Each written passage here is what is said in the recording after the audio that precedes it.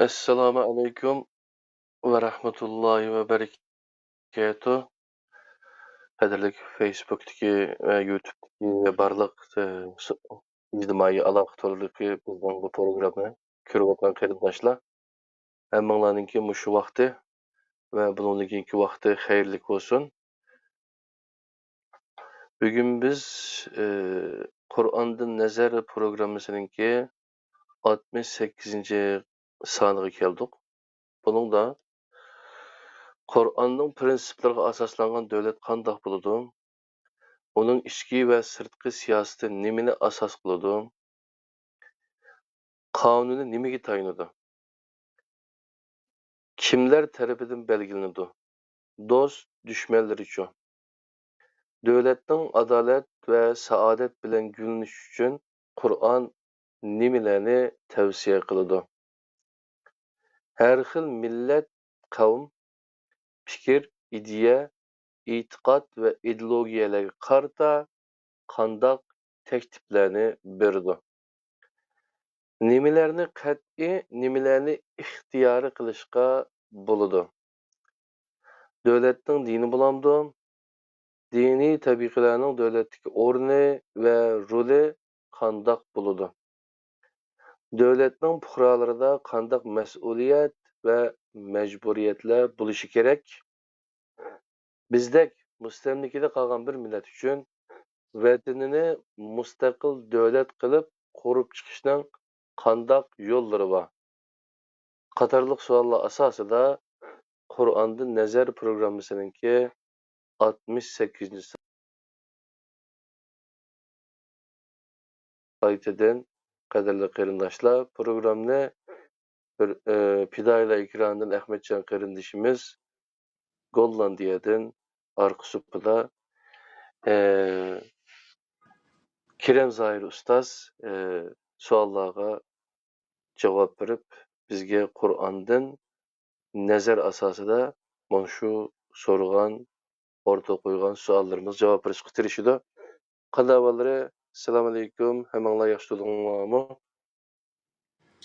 Va alaykum assalom. Qanday ahvollar Ismantullami?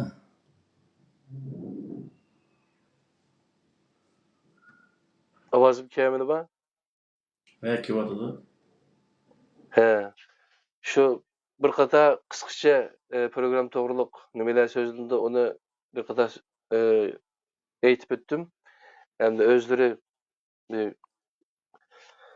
mushu savollarga Qur'onni nazar tashlab bizga bir dars qilib bergan bo'lsalar, qanday bo'lar? Assalomu alaykum dunyoda qarshi joylarga hurmatli qarindoshlar, hammalarning shu vaqt xayrli bo'lsin. Bugun nimaniki Qur'on nazar programmamizniki qarindishimiz Abdulaziz degandek 68-chi qismini qo'lga olamiz. Bunda Qur'onning prinsiplariga asoslangan davlat qanday bo'ladi? Davlatchilik sohasida bir qatim to'xtalgan biz yuqorida. Endi buningda yana bir qism o'xshamaydigan ba'zi yerlar bor. Shunga qarata yana bir qatim buningda to'xtalib o'tamiz. Endi bizniki oramizda nurg'unlagan ixtilof masalalar bor. Bir qism qarindoshlarimiz demokratik davlat quramiz deydi, ba'zilar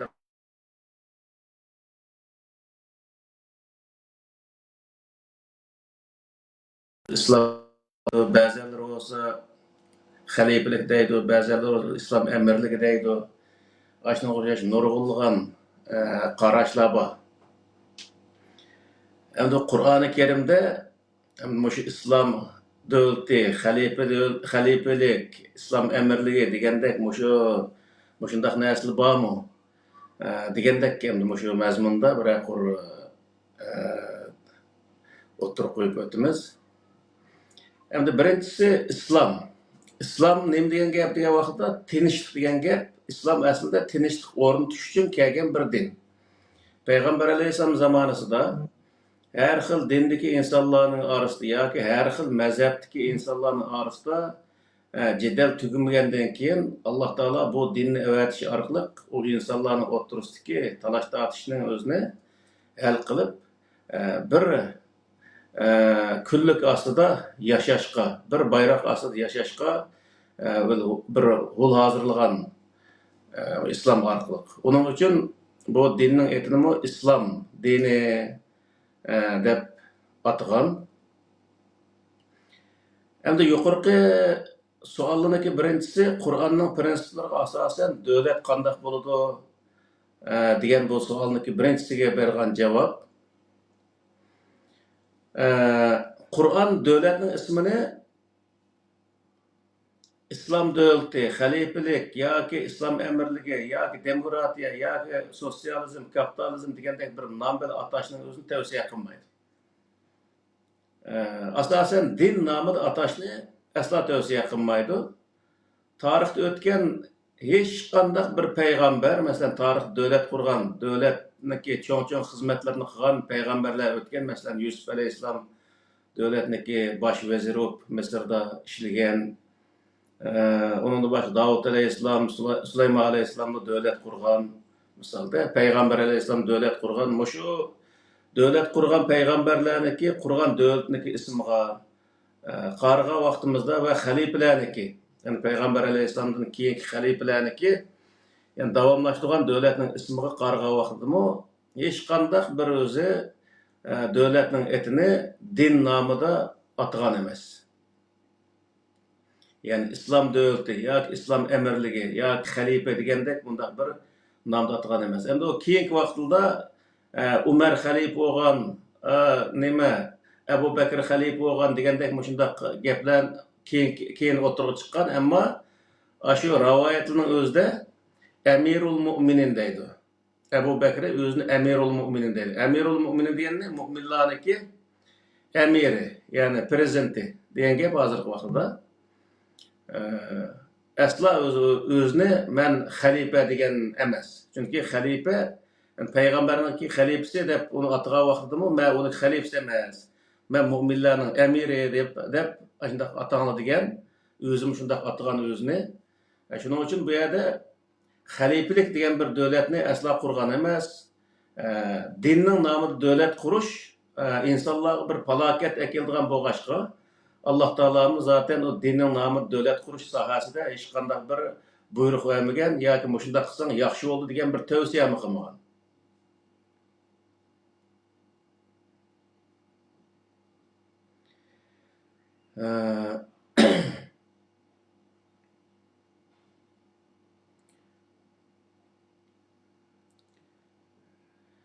Bu haqda Sura Anfal'niki 39-oyatda, Sura Fatih'niki 28-oyat, Sura Tevbe'nin 33-oyatlarının özüde ve qatiluhum hatta la takuna fitnetun ve yakuna ad-dinu kulluhu lillah fe in intahu fe innallaha bima ya'malun basir degan şu Anfal'niki 39-oyatida mushundaydi. Bu nima degan gap degan vaqtda har xil qavm yoki har jamoat özünün mezhebini, özünün dinini o'ttirib chiqish orqali boshqa dindagi, boshqa mazhabdagi insonlarga qarshi turish, uningga o'zi urush e'lon qilish, boshqa millatni, boshqa o'zi mazhab yoki dindagi insonlarning o'zini to'van ko'rish o'xshash har xil ishlar bo'lg'achqa Alloh taolo Qur'oni Karimda qatiluhum hatta la takuna fitnatun ve yakuna ad-dinu kulluhu lillah degan o'zi buyrug'ini tushirgan. Yani uruş kılanlar, köreş kılanlar ulağa deydi. Ulağa karşı köreş kılanlar deydi. Hatta la tekune fitne, karşılık bulmagan kadar. Hiç qandaq cemiyette bir-biri karşı turuş degan bir iş.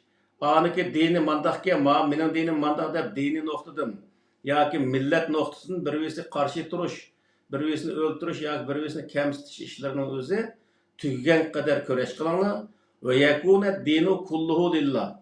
Dinning hammasi Allah bo'lgan qadar yani. Bu nima degan gap vaqtda din Alloh bilan mening oramdagi ish. Bu o'zi Alloh bilan mening oramdagi ishni inson bilan insonning o'rtasiga, yana insonlarning o'rtasiga akirishimga yoki ikki millatning orasiga akirishimga yoki ikki mazhabning orasiga akirishimga yoki ikki dindagi insonlarning orasiga akirishimga bo'lmaydi. Men o'zimning bu shaxsiy ishimning o'zini shaxsiy ish qator desa olishim kerak. Yani Allah ve özel arasındaki işi hesaplaşım gerek. Cemiyetteki insanlarla bilen insani noktadan özü yaşashım gerek, yani birge ötüşüm gerek degan kelgenge kadar köreş kılınlar. Arlıkta bir-birisiga karşı turduğan, karşılık tüggen kadar köreş kılınlar deydi Allah Teala. Muşu noktadan aytgan vaqtida yani buniki xulosi asas prinsipi nima degan vaqtida lakum dinukum valiyadin. Yani her adam meniki özem, mening dinim özemga. Sening dining özenge degan o holat kelgan qadar kurash qilinglar. Her adam o'ziniki e'tiqodi, o'zining ko'z qarashining o'zini o'ziga hisob deb bilishi va boshqa odamni tangmishi va boshqa dindagi, boshqa e'tiqoddagi, boshqa mazhabdagi insonlarning o'zini haqorat qilmasligi, uningga azob bermasligi, zulm qilmasligi lozim degan nuqtaga akagichlik o'zi kurash qiladi deydi Alloh taolo. O'sha qarg'a vaqtida ya'ni din, mazhab insonlarniki bir-birini o'ltirishga, bir-biriga dushman bo'lishga sabab bo'lish bo'lmaydi degan gap.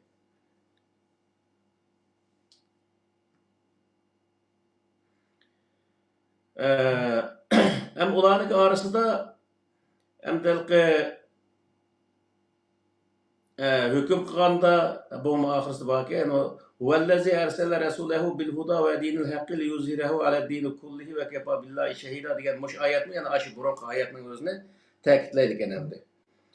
Li yuzhirahu ala dini kullihi deganning o'zimi barliq dinlarning ustidan g'alaba qilib, bütün din Allah'a xos, ya'ni Alloh va insonning o'rtasidagi ish bo'lgan qadar kurash qilishga Alloh taolo evetken bir din ekanligining o'zini ko'rsatdi. Ya'ni mana shu vaqtda islom dini nima uchun kelgan degan vaqtda islom dini dinchilikni, millatchilikni amaldan qoldirib, dindarlikni va millat bo'lib yashashning o'zini yo'l qo'yish uchun kelgan din ekanligini ko'rsatdi. Ya'ni har millat bir millat bo'lib, ya'ni bir davlat ichida nurg'un millat bo'lgan bo'lsa, her millet o'ziniki milliy xosligi bilan yashash, her dindikilar o'ziniki milliy o'zining dinini e'tiqodi bilan yashashni yo'l qo'yish. Ammo millatchilik qilib boshqa bir millat ikkinchi bir millatga qarshi turish yoki dinchilik qilib bir dinchi ikkinchi bir dinchiga qarshi turish yoki bir millat dinchilik qilib ikkinchi bir millatga diniy nuqtadan o'zi qarshi turish, bundaq ishlarning o'zini degan vaqtda İslam dini tamamen öz emelden kaldırış için kelgan din deydi. Yani dünyada insanlar dini itiqat qilib yaşaş, millet olup yaşaş gibi boludu. Ama o nesini insanların arasında cedel payda qilish, düşmanlık payda qilish için işiltish gibi olmaydı degan. Hem de ikkinchi savolning o'zi bu yerda davlatning ichki va tashqi siyosati nimani asos qiladi debdi. Buning o'zidami ichki siyosati adolatni va barobarlikni asos qiladi. Qur'onniki hukmiga asosan. Bu haqda Alloh taolo sura Hujuratning 11-oyatida "Ya eyyuhellezine amenu la yaskhar qavmun min qavmin asa an yakunu khayran minhum ve la nisa'un min nisa'in asa an yakunna khayran minhunna ve la telmizu anfusakum ve la tenabazu bil alqab bi'sal ismul fusuq ba'dal iman ve men lem yetub fe ulaikumuz zalimun" degan mush oyatning o'zimi men mushuni dalolat qildi. Ya'ni bir millat ikkinchi bir millat masxar qilmaslik, bir jamoat ikkinchi bir jamoatni masxar qilmaslik, erler ayollar erlerini meskhar qilmaslik, hammamiz bir inson degan nuqtada yashash. Buning o'zini va bir-biriga yomon laqamlarni qo'ymaslik, mana shuning o'zini Alloh taolo bizga tavsiya qilyapti. Shuning uchun bu yer nimani bildirib degan vaqtda buni mush o'qigan odamni ko'pinchisi bilib desak bo'ladi. Shu Makka fatihasida payg'ambar alayhissalom so'zlagan so'zi bor. Sözün ahırında biz hemimiz Adem bil Hava'nın balları, o Adem bil Hava laydan yaratılgan deydi. Yani her rengde bolsa da ya ki her kandak din, her kandak itikat, mezhep buluşunu qat'i nazar, hem insandaki bir insan ekenligi, insan nesli ekenligi, o insan neslinin hemmisi Adem bilan Havoga ver tutuşganligi ve ularning hemmisi layni yaratılganligi. Yani mana aytgan vaqtda hammamiz bir neslni yaratilgan, bir ota bir onadan dunyoga kelgan. Undaq bo'lgandan keyin rangimiz ve dini etikadımız, mezhebimiz, medeniyetimiz bizniki düşmanlaşışımızga sebep olması lazım degan gap. Yani devletin içinde devletin içki siyasetindeki hep bargan narsa şu ayetlerge asasen o devlet hiçbir zaman bir milletke ya ki devlet içindeki mesela Türkiye'nin misal alsak Türkiye'de her xil millet var. Türkiye'deki memurları yani prezidentten başlap şu muallimlikçilik hem şu memurların hemmesi her qandaq din yoki mazhab yoki millat bo'lishini qat'i nazar Turkiya fuqarosining hammasiga o'xshash muomala qilish. Ichki siyosat mana shundoq bo'ldi degan gap. Hammasiga o'xshash muomala qilish va sud oldiga kelgan chog'da adil hukm qilish. Bu Alloh taolo buyurgan bir buyruq. Agar o'zi u odamlar hammasiga o'xshash muomala qilmagan vaqtda adolatsiz paydo qilgan bo'ldi. Ham tashqi siyosatga kelgan chog'da tashqi siyosatda fakat menfaatni asos qildi. Zaten dünyanın siyasetini ko'ryapmiz. Payg'ambar alayhissalomga Hudaybiya sulhisining o'zida shu putqo'llarga kishan selingan holatda musulmonlar kelgan taqdirdami shuni qaytarib berish bedliga ya'ni Madinadagi xalqining tinch omonligi, uniki menfaatni asos qilib turib shu tashqi siyosatda menfaatni asos qilib turib shunday kelishim tuzganligi mana shu yerda isbotlandi. Shuning uchun bu yerdagi mesele nima degan vaqtda biz tashqi siyosatga kelgan chog'da bizniki qarindoshlarimiz o'tayotgan xatoliklar bor. Diniy e'tiqodni bozorga solib, millatni bozorga solish orqali bizning millatimiz bo'lmagan, bizning dinimizda bo'lmagan insonlarni bizning dushmanimiz deb qaraydigan bunda qarashning o'zi nihoyat xatarlik, nihoyat xato bir qarash. Bu yerda Qur'oni Karimning o'zida dushmanni to'g'ri tunish haqidan biz suhbat o'tkazdik. Düşmanı to'g'ri tunigan vaqtda qanday qilganmiz degan vaqtda bizning dushmanimiz bo'lgan insonlar yoki to'plum yoki davlat faqat bizga hujum qilgan bo'lishi kerak. Bizni besib olgan yoki bizning vatanimizga hujum qilib kirgan yoki besib olgan bo'lishi kerak. Shu vaqtda u bizning dushmanimiz bo'ldi.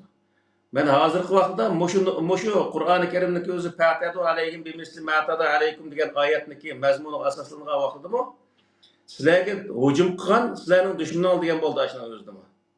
Şunun karşısında hücum kılan degan gap endi. Shuning uchun bu yerda bizga hücum qilgan dushman kim o?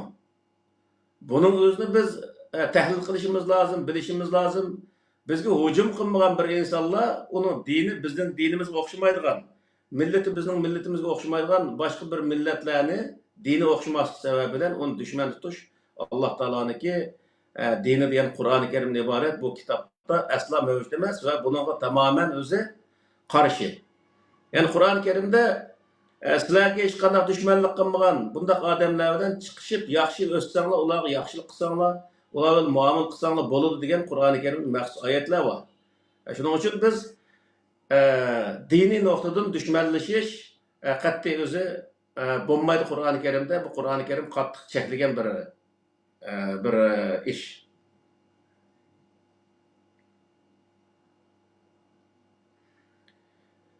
Yana bu sura En'am'daki 108. ayetinde وَلَا تَسُبُّوا الَّذِينَ يَدْعُونَ مِنْ دُونِ اللّٰهِ فَيَسُبُّوا اللّٰهَ عَدْوًا بِغَيْرِ عِلْمٍ كَذَلِكَ زَيَّنَّا لِكُلِّ أُمَّةٍ عَمَلَهُمْ ثُمَّ إِلَى رَبِّهِمْ مَرْجِعُهُمْ فَيُنَبِّئُهُم بِمَا كَانُوا يَعْمَلُونَ degan bu oyatning o'zida nima deydi degan vaqtida başqa diniga e'tiqod qilgan, yani islomdan boshqa diniga e'tiqod qilgan insonlarning o'zini sizlar dashnam qilib, uni haqorat qilib, uni kamsitib bundoq ishlarni qilmanglar. Agar ashundoq qilsanglar, ularmicha o'risa fayasubbulloha advan big'ayri ilmi.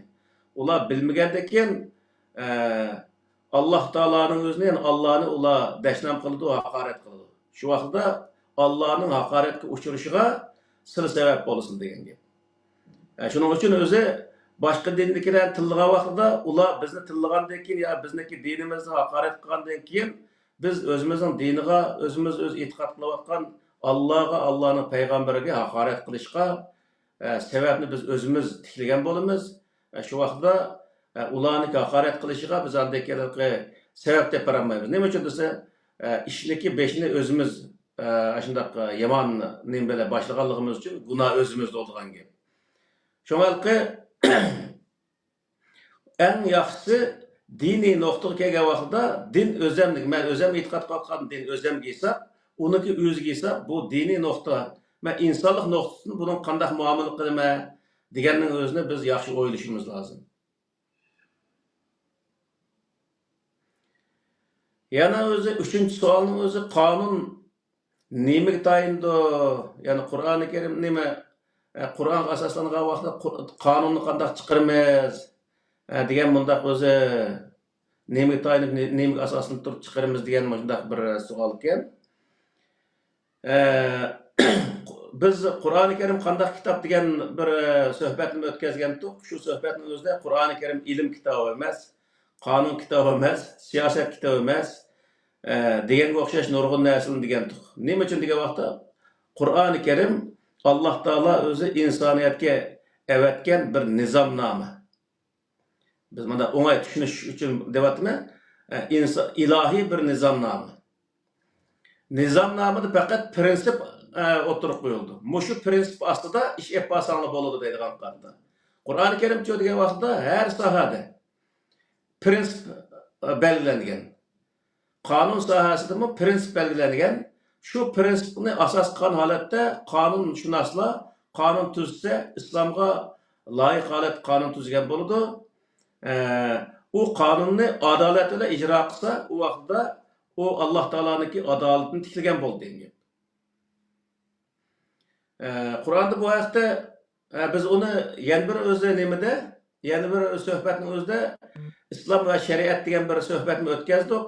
Ana ashning o'zida islomdagi umumiy bir programma, ya'ni umumiy bir o'zi nima nizomnoma ekanligini butun insoniyatga davr cheklimasi yo'q, zamon va makon cheklimasi bo'lmagan darajadagi, ya'ni cheklimidan oshgan, halqagan holatdagi bir nizomnoma ekanligini va shariat degan vaqtda shu nizomnomaning ichidagi prinsiplarga asosan har yerdagi insonlarning amal ahvoliga qarata shu prinsipni asos qilgan holatda chiqargan qonunni shariat deydiganligimizni. Buning o'zini biz shu vaqtida so'zlagan. Yana shuningga Qur'onda nima deydi degan vaqtda Sura Moidaning 48-oyatida va anzalna ilaykal kitaba bil haqqi musaddiqan lima bayna yadayhi minal kitabi va muhaiminan alayhi fahkum baynahum bima anzalallahu va la tattabi' ahwa'ahum amma ja'aka minal haqqi likullin ja'alna minkum shir'atan wa minhaja wa law sha'a Allahu la ja'alakum ummatan wahida wa la liyabluwakum fima ataakum degan mush oyatning o'zi nima deydi degan vaqtda Alloh taolo Qur'oni Karimni tushirishdagi maqsadning o'zini bayon qilib, bu maqsadning birisi har bir ummatga shariat qilganligini, ya'ni shariat qonun chiqarish, qonun tuzash huquqini berganligini o'zi bayon qildi. Bu nima degan gap degan vaqtda Alloh taolo Qur'oni Karimda ko'rsatgan prinsiplarni asos qilib turib, o'zining amal ahvoliga uyg'un holatda bir o'z qonun chiqarsa, qonun tuzsa, u o'zi Alloh taoloning kitobiga amal qilganligi, Alloh bo'lganligini, ya'ni shu Alloh taoloning kitobidagi prinsiplar amal qilganlik bo'lganligini buniki beshida fahkum baynahum bima anzalallahu degan oyatning o'zimi, ya'ni o'zi insonlarga Alloh taolo tushirgan kitob bilan narsa bilan o'zi hukm qil deganning o'zi bu nimani bildirdi desa, har qanday bir masalani Allohniki kitobidagi prinsipga o'zi tatbiqlaydigan gap, prinsipga tatbiqlaganiki undan chiqqan narsa hukm bo'ladi. U hukmning o'zini ijro qilgan vaqtda adolat bilan ijro qilsak, Alloh taoloning adolatini tiklagan bo'lamiz. Ya'ni bu adolat bilan degan gap nima degan vaqtda urug' tuqqunimiz bo'lsin, yoki do'stimiz yoki dushmanimiz bo'lsin, yoki boshqa dindagi yoki o'zimizning dindagi insonlar bo'lsin, kim bo'lishini qat'iy nazar u hukmni hamma odamga o'xshash o'zi ijro qilish. Buning o'zini Alloh taolo buyurdi. Bunda o'xshash ijro qilgan vaqtda adolatni barpo qilgan bo'lamiz. Shu vaqtda Alloh taoloning prinsipiga asosan hukm chiqarganligimizni va u hukmni har insonga o'xshash ijro qilgan vaqtda adolatni vujudga keltirganligimizni Qur'oni Karim mana shunday o'zi bizga bayon qilyapti degan. Yana o'zi sura Shura'ning 10-oyatida Şer'a lekum mined-din ma vassa bihi Nuha vellezî evhayna ileyke ve ma vassayna bihi İbrahim ve Musa ve İsa en akimud-dîne ve la teteferraqu bihi kebura alel müşrikin kin ma ted'uhum degan boş oyatning o'zidimi Nuhga, İbrahimga, Musaga, İsaga şeriat qilgan narsaning o'zini, prinsiplarning o'zini payg'ambar alayhissalom ham keltirganligining o'zini Alloh taolo bayon qilyapti.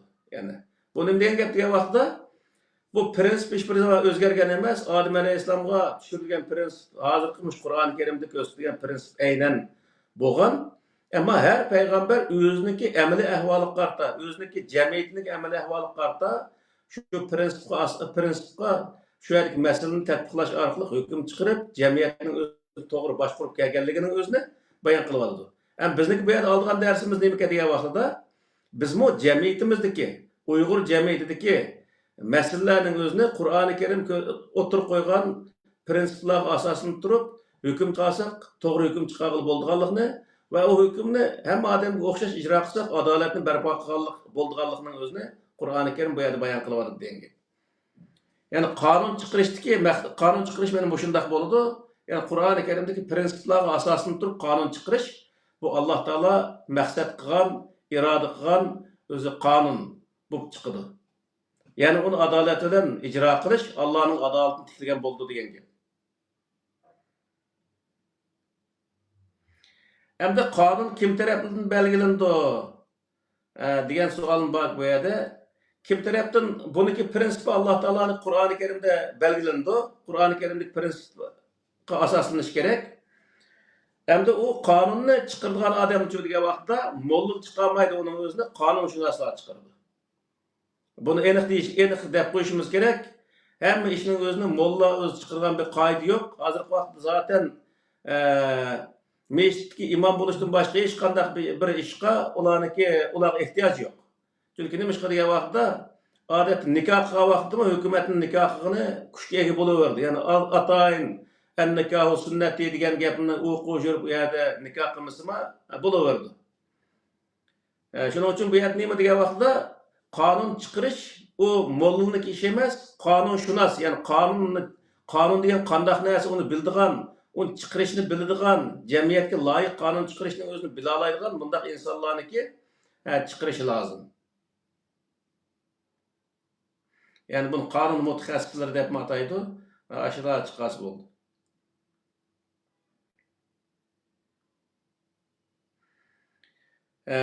Bu yani yukarı degandek kanunun özünü icra qilgan vaqtida Alloh taolo mushayda mana Sura Niso'dagi 58-oyatida innalloha ya'murukum an tu'addul amanat ila ahliha va iza hakamtum baynan nas an tahkumu bil adli innalloha ni'ma ya'izukum bihi İnnallaha kana semiyan basira degan mush oyatning o'zida nima deydi degan vaqtda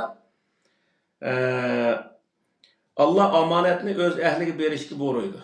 Bu nima degan gap degan vaqtda har bir insonniki qo'lidan nima keladi, u ishni shunga berishni Alloh taolo buyurdi. Bir odam uy sola oladigan, uniki qobiliyati ashunga yetgan bo'lsa, uy serishni, ya'ni o'zi binokorlikni odam berish, bir odam siyosatni bilsa, siyosatni unga berish, bir adam o'zi diplomatik munosabatni bilsa, o diplomatik munosabatni uning berish lozim. Ya'ni bizniki hozirgi jamiyatimiz bo'layotgan narsa nima degan vaqtda bizniki xalqimiz diniy e'tiqod jihatidan qarg'ulachi, cho'qinish nihoyatda yuqori bo'lganligi uchun hamma narsani mollaga tashlab qo'ydi. Bu xato narsa. Mollamni imom bo'lsin, yetidi shu. Boshqa ishi yo'q ularniki. Eğer öz namazını öyle okusak imamlık maaşımız yok. Şunun için bu yer neymi diye vakıda her işini bizim halkımız biliş gerek. O işini şununki ehliga beralarga buluşumuz lazım. Korkmaksızlığımız lazım bunun da. Siyasetin özüne vatanın davası sahasında siyaset kıldığan işinin özünü çözse siyasetini bildiğin adamını bu işe keltirişimiz lazım. Kur'an'ı çıraylık okusla şunun özü onu beriş bu o'zi amonatni o'z ahliga berganlik olmaydi. İxtisosni ixtisosshunoslikka berishimiz lozim. diplomatiyani, xalqaro munosabatni o'qigan odamlarga berishimiz lozim. Demek ki her qandaq o'zi ishning o'zini shuni bildigan odamni navoiylikni navoiyga, kasbiy navoiyga, qassobga, yani kasbiy qassobga berishimiz lozim. Şu vaqtda bu ish nima bo'ldi degan vaqtda ish taraqqiy qiladi, to'g'ri mangadi. Chunki u bildigan odamlar qilganligi uchun u ishning o'zini bildigan odam uni to'g'ri qiladi. Şu vaqtda biz o'zi bizning ishimiz rivoj topadi, biz o ishda g'alaba qila olamiz. Biz nurg'un qaytim inqilob qilgan bo'lsakmi, inqilobda siyosatchining orqasiga kirolmay, shu alhamdulillah chalqichiq o'qigan odamning orqasiga kirib olganligimiz uchun ish g'alaba qilmagan bizda. U dini bilim boshqa narsa u. O adam namoz o'qisin, bir yer qiroat qilgan shu qilsin, bolalarga Qur'onni o'qitilgan shu o'rgatsin bo'ldi. Boshqa vazifasi yo'q. Ammo dinni o'qidim deganlik bilan uni butun dunyolik ilmni bildigan ko'rib olish, e'tirof qilib olish bu butunlay millatning xatoligi. Yani bundan o'zi millat nima qilish kerak? Yani o'zi bundaq bir narsadan millat o'zini tortish kerak yoki bo'lmaydi, buni orib tushunish kerak. Yani mana shu vaqtda. Yani her adamga o'z kasbi doirasidagi narsalarning o'zini bera oladigan bir qobiliyat yoki bir narsa yetish kerak millatda. Bir odamni cheksiz olim qatorida hisoblamaslik kerak. Qur'on o'qib qo'ysa u cheksiz olim bo'lmaydi. Shuni tarjima qilishni bildi, buni tabliq qilishni bildi bo'ldi. Hatto nurg'un mo'lllar odatda mashina mayda olmaydi. Endi xalqimizga ayta o'rgatilganda eng nochi adam shu Qur'onning yaxshi bilgan shu ilm fan deb ayirib etilgandachi. Bu shu diniy ilmni bilgan adam eng to'g'ri, eng taqvo, eng ishni eng yaxshi qiladi debcha. Ashunda tengilg'achqa xalq shuni qabul qilib, shu eng nochi shu bo'lgandan deb hamma narsa shuni tashlab bergan gap. Asasil degandek ayrilish kerak-da bu ishlar. Hammada bir mesela Qur'onni yaxshi bilan qari bo'lsa-mu, ammo u bir doktorlikni o'qib, kisani operatsiya qilib, uni o'disini chiqarlaydigan shu saviyaga yetgan bo'lsa, uni qilsa bo'ladi. Shunday qilamiz. Albatta. Demakki o'zini. U Qur'onni yod elib, boshqa bir fandan bir narsada o'zi bir natija qozongan bo'lsa, demakki uni o'zi nəhayət yaxshi katta olim bo'lgan bo'ladi. Har holda bir sohadan bo'lsa, yani Qur'onning ichidagi bilimniki Qur'on o'zi tashabbus qilayotgan bilimniki birisida g'alaba qilgan bo'ldi. Bundaq odam nəhayət o'zi foydali bo'ldi misol. Yani Qur'ondagi shu vaqtda millat nima desa, İnnalloha ya'murukum an tu'addul amanati ila ahliha degan mush oyatning o'zida omonatni o'z ahliga beringlar degandan millat omonatniki egisi. Shu vaqtda omonatni o'z ahliga berish kerak. Siyosat qildigan siyosat sohani siyosatchiga berish kerak. Iqtisod sohani iqtisodshunoslikka berish kerak. Diplomatik munosabatni, xalqaro munosabatni o'qodan berish kerak. Bu diniy sohaning o'zini mollamliq berish kerak. Hammasiniki o'zining o'rnida bir ishi bor. Shu ishning o'zini millat ashini o'z berish kerak va millatmi shu sohadagi bilimni biladi odam deb ashunday e'tirof qilish kerak. Bir odam dinni bilsa, uni o'lima deb olim desa, xabibga hozir vaqt bu odamlar o'lima deb uning o'zini cheksiz bilim egasi qilmaslik kerak. Yani şu sahadaki narsani biladi bu odam, bunun boshqa sahadagini bilmaydi. Misol, nurg'un olimlarimiz bor. Mayli fanniy olimlarimiz olsun, diniy olimlarimiz olsun. Odatda hech qanday o'qimagan bir navoiylik ishiga bo'lsa, naya qolmaydi. Demak, uniki ahli emas u. U yomon cho'ng bilimni o'qib ketgan bo'lsa-mu, mayli o'zi fizik o'qisin, mayli ximiya o'qisin, shunday cho'ng ilmni o'qib ketgan bo'lsa-mu, uni navoiy deyishga bo'lmaydi. U o'zining sohasidagi bilimni biladi degan gap, navoiylikni bilmaydi degan gap. Shuning uchun har sohani aniq ajratib, hozir jamiyatlar masalan tashkilot qurdigan ayda ishlar bor, tashkilotning o'zidami misol tashkilotning beshiga keltirilgan odamlarni bilish kerak. Xalqaro yoki hozirgi vaqtda davlatlar bilan har xil tashkilotlar bilan munosabat qilgan odamlarni şu munosabat qila oladigan odamlarning o'zini aniq bilib, shuni qo'yish kerak. iqtisodga boyaq degandek har insonni o'ziniki qila oladigan ishiga saylash kerak. Ondan keyin bu qilolmaydigan ishni men ish meni qo'limda kelmaydi deyish kerak bu odamga. Ma bilmasa, ma ishni men bilmayman, ma ishning ahli emas, buni o'qimagan. Men buni o'qigan, bilgan odam qilsin desa, o odamniki o'zi nihoyat aqlli, nihoyat o'zi bilimli odam ekanligi ashyadan bilindi.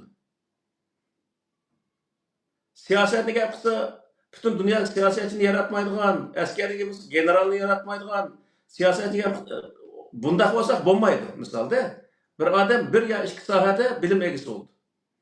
Yana ikkinchi nemasi bu oyatniki va iza hakamtum baynan nas tahkumu bil adli innalloha ni'ma ya'izukum degan bu oyatning o'zi nima deydi desa, insonlarning orasida hukm qilganda adolat bilan hukm qiladi.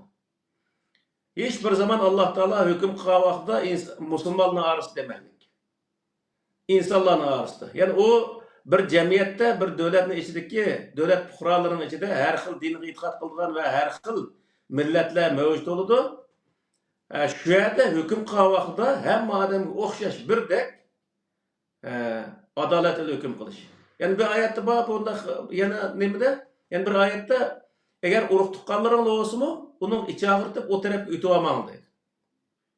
Mayli urug' tuqqanimiz bo'lsin, mayli biz o'zi suqishuvga odamlar bo'lsin, bu hukm qilgan vaqtda adolatni asos qilishimiz, u yerda mazhabchilik, dinchilik yoki millatchilikni birinchi o'ringa chiqarib olmaslikning o'zini Alloh taolo bu yerda bizga bildirib oldi. Ziynli bo'lgan taqdirdami? Ziynli bo'lgan taqdirdami? Shu adolat taraf turing deydi.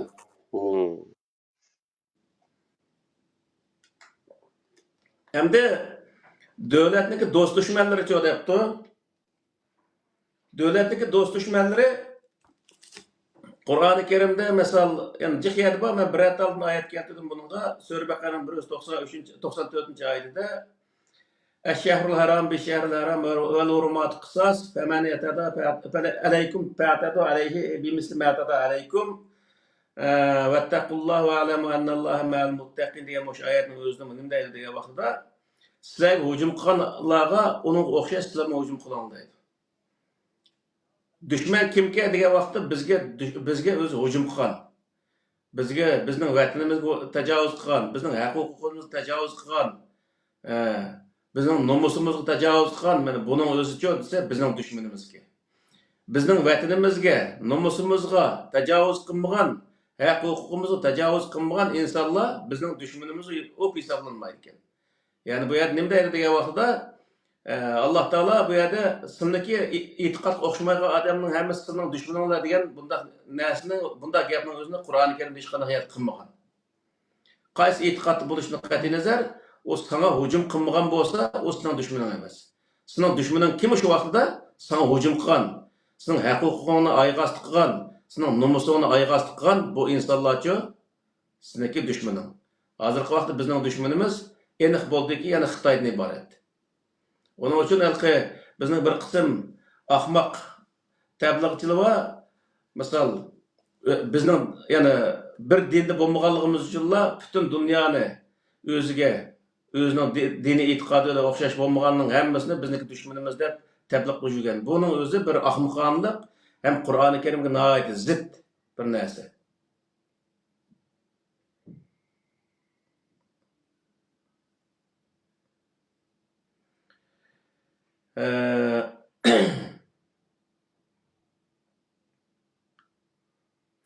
Endi saylam qanday bo'ladi debdi. Saylamning o'zidimi Qur'oni Karimda shu burunqi birinchi o'qigan oyatning o'zi shunga yetarlik. Misol saylam ikki tarafdan bo'ladi. Saylag'uchi va saylanuvchi. Alloh taolo yana shu sura Niso'ning 58-oyatida innalloha ya'murukum an tu'addul amanat ila ahliha va iza hakamtum baynan nas an tahkumu bil adli innalloha ni'ma ya'izukum bihi degan bu oyatning o'zi deydi. Amanatni ahliga beringlar deydi.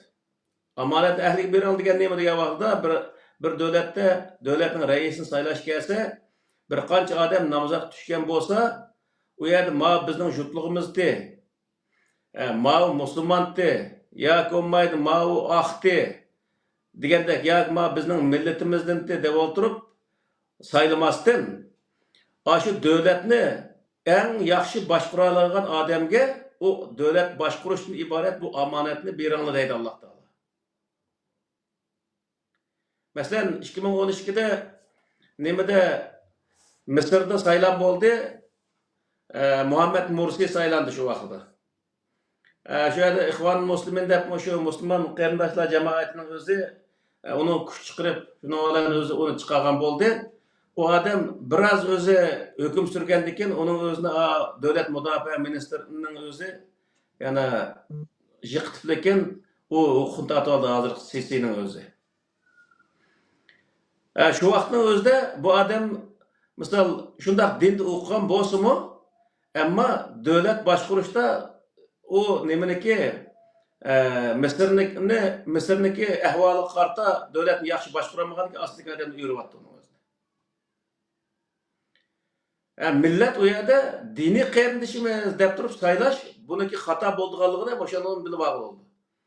Diniy qarindosh emas, bu yerda qaysi dindan va qaysi mazhabdan yoki qaysi millat bo'lishini qat'iy nazar bir davlatning ichida u shu davlatni yaxshi boshqara oladigan, davlatga foyda keltira oladigan, millatning o'zini to'g'ri yetaklab ma'nolaydigan odamni saylash, mana bu o'zi Alloh taolaniki omonatni ahliga beringlar degan o'zi shu buyruqqa amal qilib oldi. Yana omonat raisni saylashdan iborat bu omonatning o'zini kimga berdi degan vaqtda raislikka eng loyiq bo'lgan odamga bergan vaqtda omonatni shu o'z ahliga, shuni loyiq odamgacha salohiyatlik, ya'ni shu ishga salohiyatlik odam bergan bo'ldi. Shu vaqtda u to'g'ri qilgan bo'ldi degan. Bu bir tarafi, ya'ni saylamniki o'zi xalq tarafidagi taraf. Ikkinchisi degan vaqtda diktatorlik qilib odam to'plab yurib o'z majburiy elib olish bu Alloh taolaniki bu prinsiplarga tushmaydi. Ya'ni saylanadigan odam o'zi layoqatli bo'lishi kerak. O'shaning o'zida o'z shu ishni qila oladigan odam bo'lsa, o ishniki men bu ishni qila olayman deb o'tirib chiqsa bo'ladi. Misol Qur'oni Karim tashabbus qilayotgan, bo'rayotgan narsa bu. Ahli bo'lish deganning o'zi nima degan vaqtda shu ishni qila oladigan, shuni salohiyatlik inson bo'lish. Qur'oni Karim salohiyatning o'zini nihoyatda yuqori o'rin qo'ydi.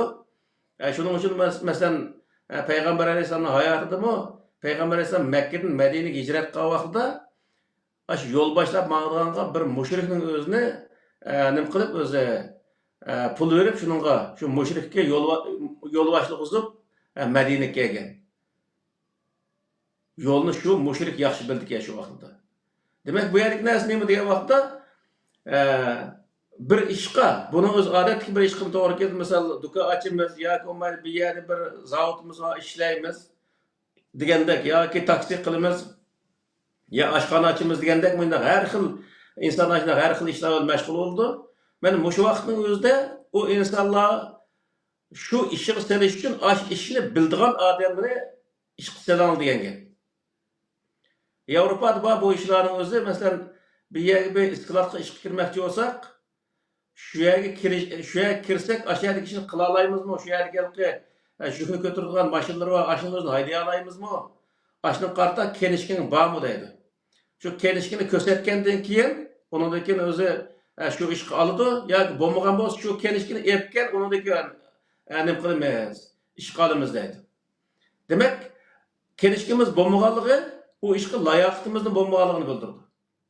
Ya'ni sen uning layoqatini to'shqizib kel, undan keyin biz uning layoqatini to'shqandan keyin biz uni olamiz deydi ular. Yani bu nihayet mühim bir mesele.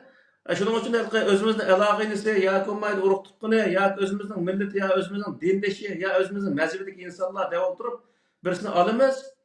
O adamın kolunu, o bizniki kıldığı işimiz kolunu kemmeydi. Şunun aralıkta andakin özü tekin bir kapılık kıldığın gep birimiz ziyanı tartılan işler çıkıdı. Şunun için bu yerki nesine mi diye vakıda ehli boğan insanlarını öz işi eliş bu nihayeti özü mühim bir mesele. Bu aşı prezidentin ta ki adetteki tazlıqtın tartip vermeseki şu kuşki ege tazlıqtın özünün tazlıqını kılalaydıgan adamını eliş bu əhlini alğan boludu. Şu vaxt o adam o işin hödüsünü çıxalaydı degan gap. Yana öz dövlətinin adalet və saadet bilan güllənişi üçün Qur'an nimalarni tavsiya qiladi deb dendi. Bununda dövlətniki güllənişi, xalqniki güllənişiga Qur'oni Karimda ikki tarafga shart qo'ydi. Ya'ni o'zi prinsiplarni belgilab qo'ygan. U nima degan vaqtda davlat birinchi o'zi xalqdan davlatniki ehtiyoji qarta bajaradi. Davlatning ehtiyoji qarta bajaradi. Hozirgi islomda zikr qilinayotgan zakat men hozirgi davlatlarga to'layotgan bojdan iborat yani. Yani o'zi xalqdan davlat o'ziniki ehtiyoji qarta boj oladi. Xalqniki vazifasi degan vaqtda shu davlat qo'ygan bojni davlatning qonunlariga amal qilgan asosda ashuni to'lash u xalqning ustidagi vazifa bo'ldi. Endi xalq shu bojni to'lab bo'lgandan keyin xalqniki o davlatda xalqning qanday haqqi bo'ldi degan vaqtda xalqniki davlatning ustidagi haqqi davlat uniki butun haq-huquqlarini o'zini qo'g'daydi. Davlatning ustiga tushadigan vazifa bu. Xalqniki, ya'ni fuqaroning ustiga tushadigan vazifa davlatniki qonuniga bo'ysunish va davlat qo'ygan bojni o'zini vaqtida to'lash. O davlatning qonuniga bo'ysunib, o bojni to'lagandan keyin davlatning ustiga tushadigan vazifa degan vaqtda xalqning butun haq-huquqlarini qo'g'dashdan iborat yani. Buningda o'zi Qur'oni Karim nima deydi degan vaqtda Sura Tavba'niki 103-oyatda "Xuz min amwalihim sadaqatan tutahhiruhum va tuzakkihim biha ve salli alayhim inna salataka sakanun lahum vallahu semiun alim" degan bu oyatning o'zida bayon qildi. Alloh taolo deydiki Payg'ambar alayhisolamga sen ularniki pul mollariniki sadaqasini o'zini ol. Shu vaqtda sen ularni va ularniki pul mollarini o'zini tozalagan bo'lsa. Yani ularni xotirjam bo'ladi, davlatga boj to'ldik deb xotirjam bo'ladi degan gap. Va salli alayhim. O pulni, masalan, bojni ep bo'lgandan keyin endi sen ularga nima ish qilsan? Masalan, xalq o'zining gardindagi vazifani ado qilib, o o'zi pul o nemaning o'zini bojni sana to'ladi. Sizning qonunga bo'ysunib boj to'ladi. Endi sizniki qildigan ishing ularga nima degan vaqtda vasalli alayhim. Sen ularga yordam qilsan deydi Alloh taolo. Inna salataka sakanun lahum. Yordam qarshi yordam degan vaqtda inna salataka. Yani sizniki ular qildigan yordaming sakanun lahum. Ularni xotirjamlikka erishtirish. Yani her jihatdan ularni qo'g'dab, haq-huquqlarini qo'g'dab, ularni xotirjamlikka erishtirish mana bu sizniki vazifang deydi. Yani davlatning vazifasi shu degan. Xalq davlatning qonuniga bo'ysunib bojni to'laydi vaqtida davlatning vazifasi xalqni xotirjamlikka erishtirdi. Xotirjamlik dunyodagi eng chong baxt saodat. Va davlat shu xalqniki pul orqali gullandi misol. Shuning uchun bu yerdagi narsa nima degan vaqtida mana shu o'zi har qanday bir davlat yashasa şu davlatniki bizga qo'ygan vazifalarni, qonun prinsiplarini biz ko'zga ilishimiz va shu davlatniki ichida turib turgandan keyin uningga o'zi gardimiz kelgan vazifalarni, ya'ni bojlarni o'z vaqtida to'lashimiz bu o'zi bizning gardimizga vazifa degan gap. Davlatning ichiga kirib olib, masalan Turkiyada bir davlatning ichiga kirib olib, ana Turkiya hukumatini tillab bu degan tog'ut, shayton deydigan bunda gaplarni qilishga hech qanday odamning haqqi yo'q.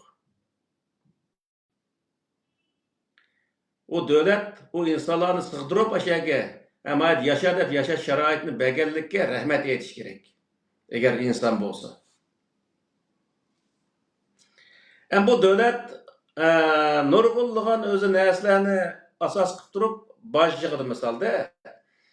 Ko'rik soladi, yo'l yasaydi, maktab soladi, doktorxona soladi, askarlik ishildi, harbiy qurol yaroq ishildi, undan keyin davlatning ichidagi kambag'allarga ishildi, yetim balalarga işiltdi, onundaki qeyri, iş qılamaydigan insanlarga, acizlarga işiltdi degandek nurg'unlagan işiltdigan o'rinlar oldu. Bunu Allah Teala Kur'an-ı Kerim'de qanday bayan qildi degan vaqtda Sura Tövb'niki 60. ayetida innamas sadaqat lil fuqara vel masakin vel amilina aleyha vel muallafati qulubuhum ve fir riqabi vel arifina ve fi sabilillahi ve ibnis sabil ferizatan minallah vallahu alimun hakim degan mush oyatning o'zini bayon qildi. Ya'ni mush 8 o'rinning o'zini bayon qildi.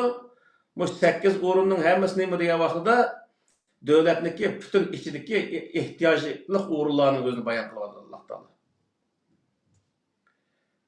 Yani biz devlet kursak, ben devletin içindeki bütün muşundak ihtiyaçlarının hemmisini asas kıtırıp ihtisasşünaslar, devletniki iktisadını hesaplaygan ihtisasşünasının özü her yılisi keler yıl yani bir yıl özü muşu 9. aydan başlap onu hesaplagan bolsa, keler yıl 9. aralıktan muşu devlet kançılık pul ketidi.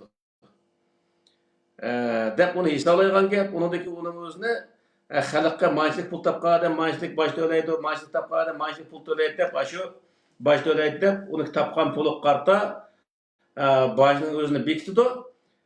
Şu başını töləgən vaxtda o dövlətniki şu ihtiyacı qamdıldı. Ondaki o dövlət o pulun özünü bütün özü dövlətniki şu ihtiyaclı orunları işletiş arqılı dövlət tərəq qıldı degan gap.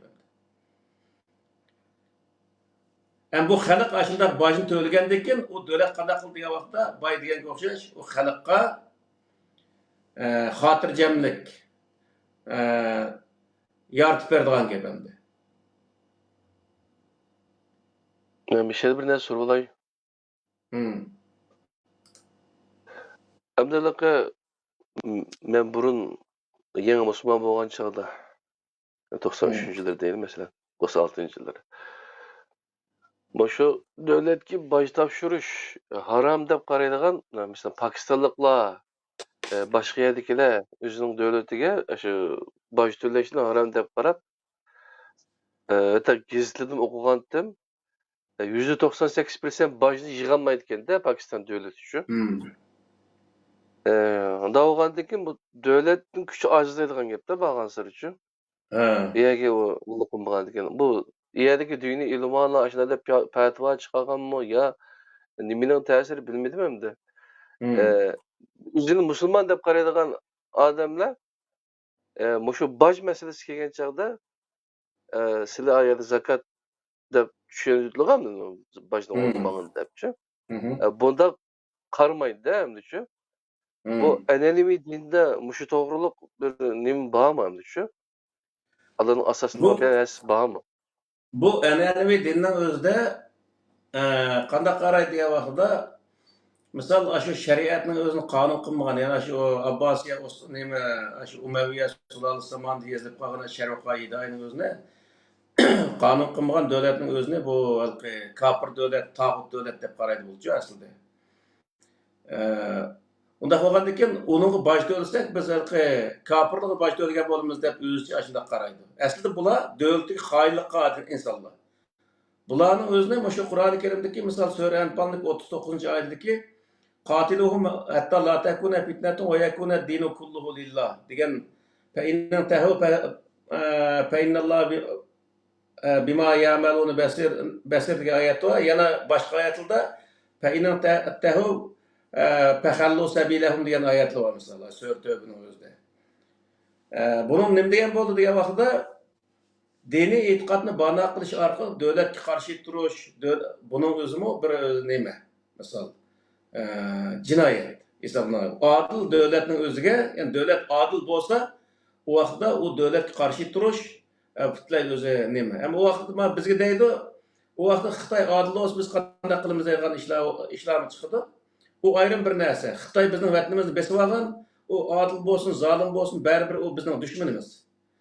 Uning o'zini uni adolatni yoki hech qanday narsani biz qabul qilmaymiz. Onun uchun bu ayrım bir narsa. Ammo biz davlatimizni ozod qilgan vaqtda davlatimiz ichida har xil diniy e'tiqodli insonlar bo'ldi. Har qandayniki bu o'z nimaning o'zini boshni berishi gardlik vazifa bo'ldi. Agar boshni bermasa, davlat e'tirof qilmagan bo'ldi. Davlat e'tirof qilmagandan keyin uning o'zini davlatning jazolash haqqi bo'ldi.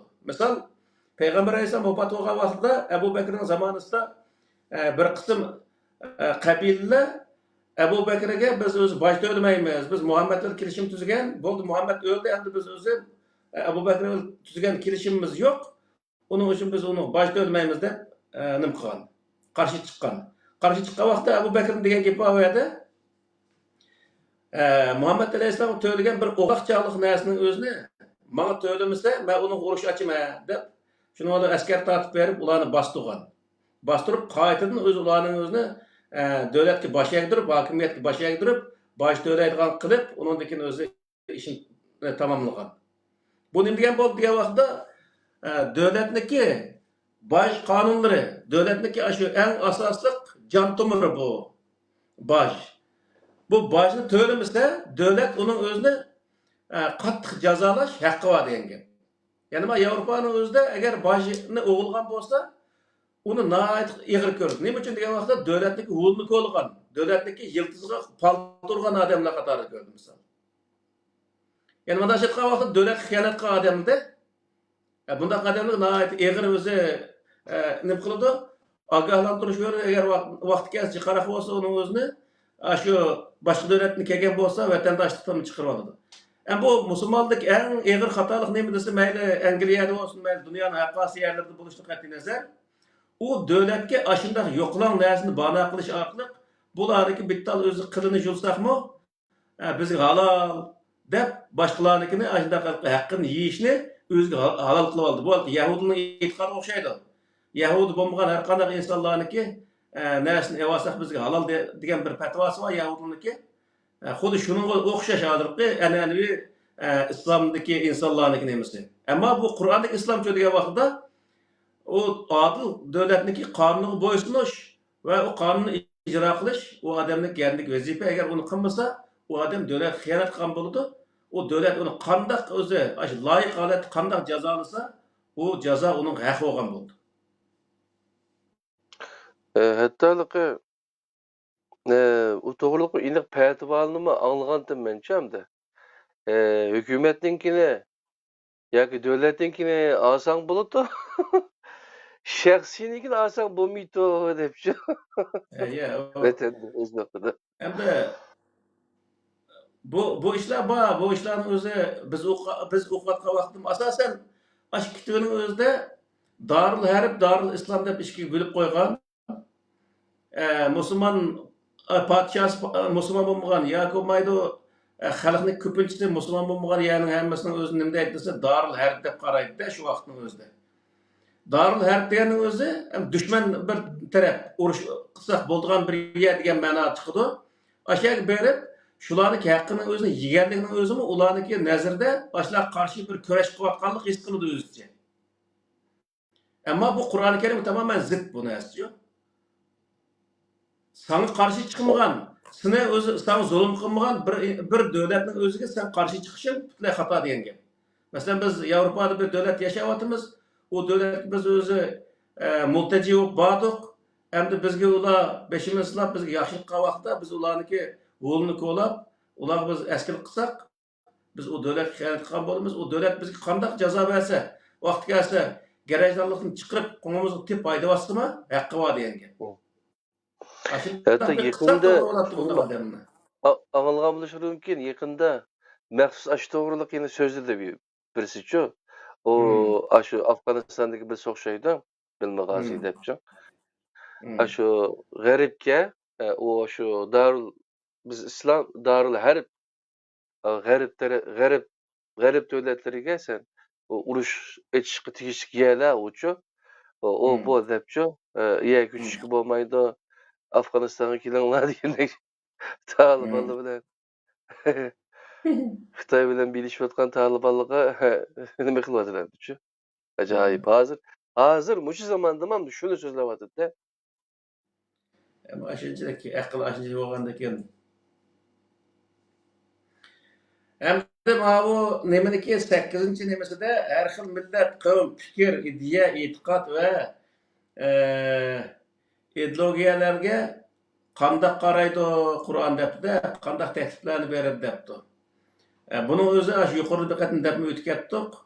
Misal Sure öz Hujurat'ın 11. ayetinde ya eyyühellezine amenu la yaskhar kavmun min kavmin asa en yekunu hayran minhum ve la nisa'un min nisa'in asa en yekunne hayran minhunne ve la tehmizu enfusekum ve la tenabezu bil elqab nimel ismul fusuq ba'del iman degan ve men lem yetub fe ulaikumuz zalimun. Muş ayetinin özünde mi deydi? Her xil millet yaşaygan bir yerning o'zida bir millet ikkinchi bir milletni masxara qilmasligi, bir jinsidagi yana insonlar yana bir jinsidagi insonlarni masxara qilmasligi, erlar ayollarni, ayollar erni masxara qilmasligi va bir millet ikkinchi bir milletni bir dindagilar ikkinchi bir dindagi insonlarni masxara qilmasligi, ularniki o'zi har xil o'zi iffat nomuslariga tegmaslik bu Qur'oni Karimda belgilangan bir belgilama. Eğer şunda qilgan bo'lsa, Alloh taolo nima deydi desa, "Va man lam yatub bi'sat ismul fusuq ba'dal iman va man lam yatub fa ulaikumuz zalimun" deydi. Aşında qilgandan keyin kechirim so'ramasa o odamlar bir millet ikkinchi bir milletni masxara qilgan bo'lsa, u masxara qilgan millet berib masxara qilingan milletdan kechirim so'ramasa, o odamlar o'ziga o'zi zulm qilgan bo'ladi deydi Alloh taolo. Şunun için bu yerde bir devletin içinde nurgun milletler, nurgun itikattaki insanlar ya ki nurgun partideki insanlar yaşaydı. Yaşayan vaxtda birbiriniki itikadıga, birbiriniki milli özü nemisiga, kimligiga hürmet kılan asas yaşaş bu Kur'an-ı Kerim belgilegen bir belgileme. Özlerinin milletinden bulmayan, özlerinin itikadı bulmayan insanların hemmisini düşman görüş bu Allah Teala'nın dinine naib zıt bir neslemdi. Şunun için bu yerde bir yani o Kur'an'da yani lekum dinukum veliyedin diye ayet var bunun kartta. Yani bu bir prensip o lekum dinukum veliyedin diye aş prensip asasında yaşaş gerek. Her insan, her adam benim dinim özemliki. Onun özüge, benim dinim özemge, ben Uygur olsam, o başka millet olsa özüge.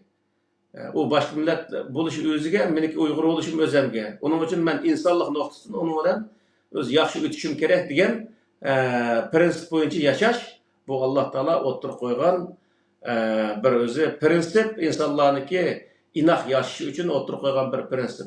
Bu prinsipni buzish dunyoniki o'zi bexatarligini buzishdan iborat. Bu bir zulm paydo qilgan gap. Shuning uchun bu zulm Alloh Taolo qabul qilmaydigan bir narsa. Alloh Taolo eng o'zi o'ch ko'radigan bir narsa misol.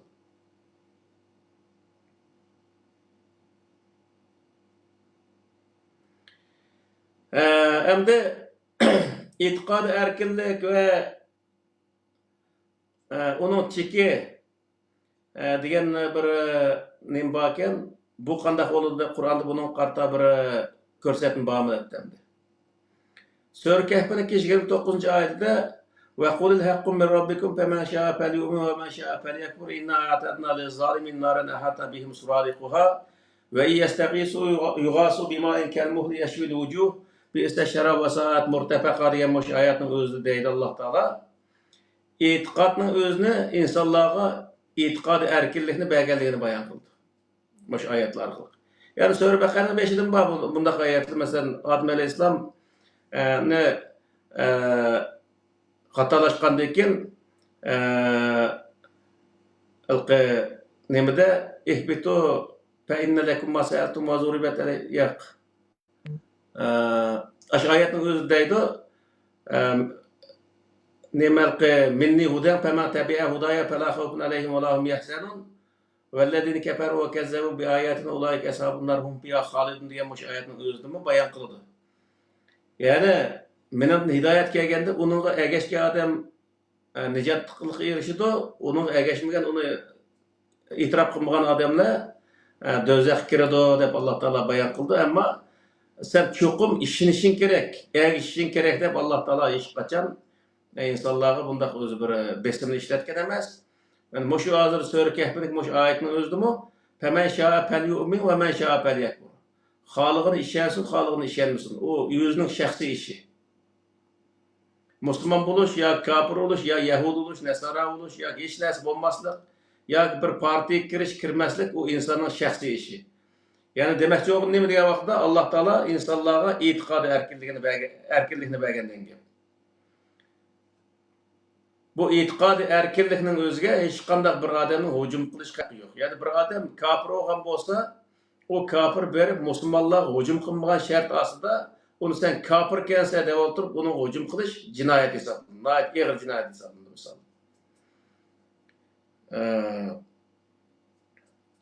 Yani bu o'zi e'tiqodi erkinlik. Yani e'tiqodi erkinlikning o'zi insonlarga bir odam bir dinga e'tiqod qilgan bo'lsa, bu nihoyat yaxshi bir ish. Ammo buniki chekinagi vaqti degan vaqtda Qur'onda la ikraha fid-din qad tabayyana ar-rushdu minal g'ay. Ash oyatning o'zida ashuni o'zini bayon qiladi misol. Biz dinga e'tiqod qildik, u dinimizni so'zladik, haqni insonlarga anlatdik. Ammo uni chekinagi var bu so'z erkinlikim keldi bu. Uniki cheki boshqalarni zo'rlaydigan kelgan vaqtda to'xtaymiz biz. Shu cheki aşağıya ko'rib to'xtaydi. Zo'rlagandan keyin bu nima degan vaqtda chekni oshgan bo'lamiz. Chunki Qur'oni Karimda bir odamni diniga kir deb zo'rlash yo'q. Agar zo'rlasak, u vaqtda mecburen o dine kirgan adam asla öz samimilikle o dine kirmeydi. Bir adamı mecburlap bir dine kirdiş asla mümkün emas.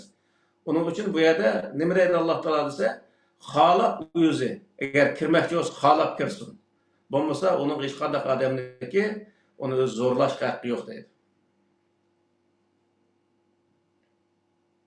Yani söz erkinligi ve onun çekici degan vaqtda söz erkinligida Duha suresinin 11. ayette ve emma bi ni'meti rabbike fehaddis.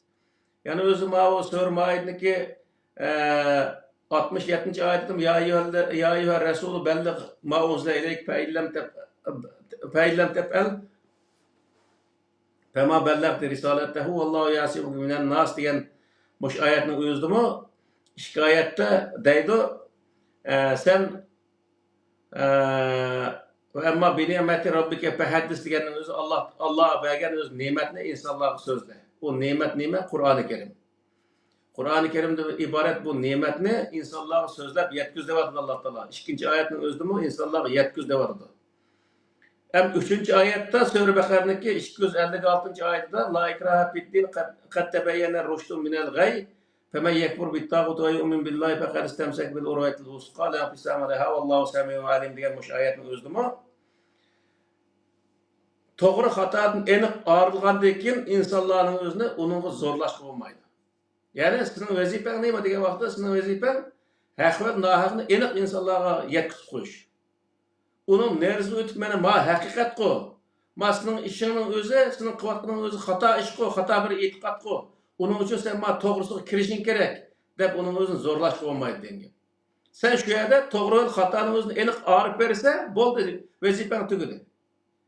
Ama onun neresi ötüp insanların özüne zorlaş, bu öz çekini aşkan boludu. Şunun için bu yerdeki söz erkinlikке, itikad erkinlikке hücum kılış Allah Teala özü en özü toskan işlerinin birisi. Şunun için Kur'an-ı Kerim insanlara muş işki hukukunu bergen söz erkinliği ve itikad erkinlik. Onun çekini başlaq belgilep qo'yildik. Mesela söz qilgan vaqtda to'g'ri so'zni qilish, ammo oxirisi ko'rib o chekni eshib, "Men so'zim bilan sen rost deyishing kerak, ya buni kirishing kerak" deyish bu xato degan. E'tiqoddami bir odam bir dinni qabul qilgan bo'lsa, butun insonni shu dinni qabul qilish kerak deb majburlash haqqi yo'q. Cheki yuzi bilan cheklanish. Ya'ni boshqa odam bu dinga kirsa deb onun o'zi zo'rlik qilish bo'lmaydi. Faqat o dinning haq ekanligini insonlarga yo'ritib bersan, sizning vazifang ado bo'ldi degan.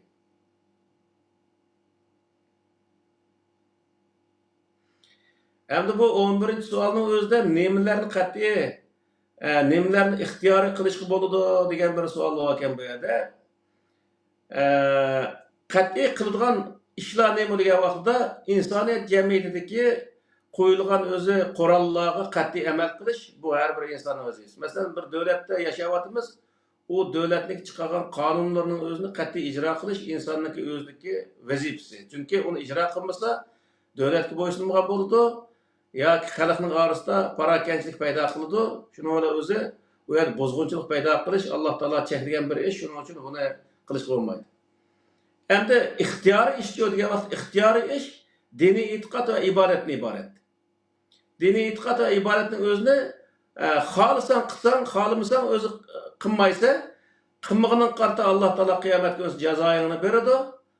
Uni hech qanday bir odam namoz o'qimabdi, nima ish o'qimaysan? Seniki namoz o'qiganiga qarata biz o'z jazolashimiz kerak deydigan haqqi yo'q. Ro'za tutmabsa, uni o'zi tutmaganiga qarata jazolaymiz degan haqqi yo'q.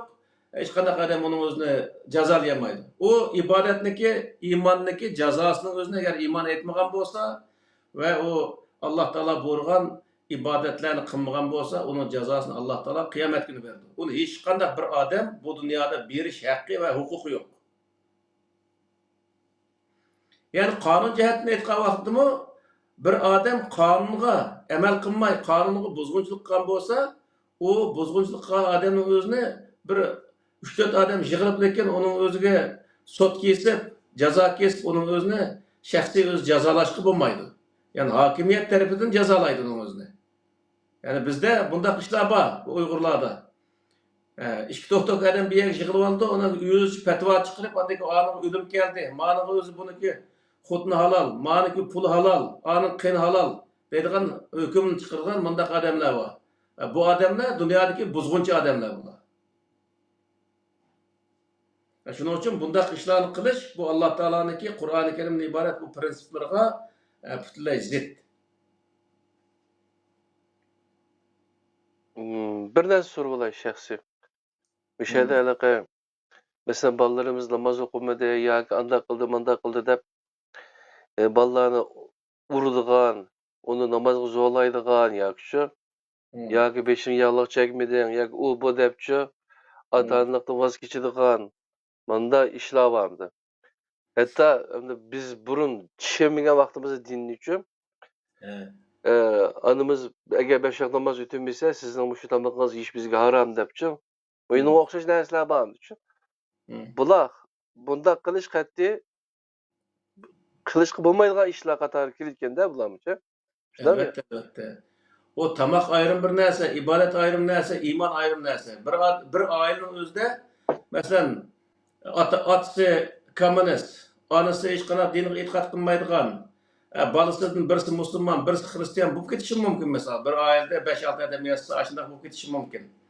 Bu vaqtda o'yib kirgandan keyin hammasi insonlik nuqtasidan bir yerga kelib, hammamizning diniy e'tiqodimiz o'zimizga deb, uning o'zini birisiga yaxshi muomala qilib o'tish bu o'zi Alloh taolo buyurgan bir narsa. U nari degan vaqtda masalan Ibrohim alayhissalomniki voqealik Qur'oni Karimda zikr qilindi.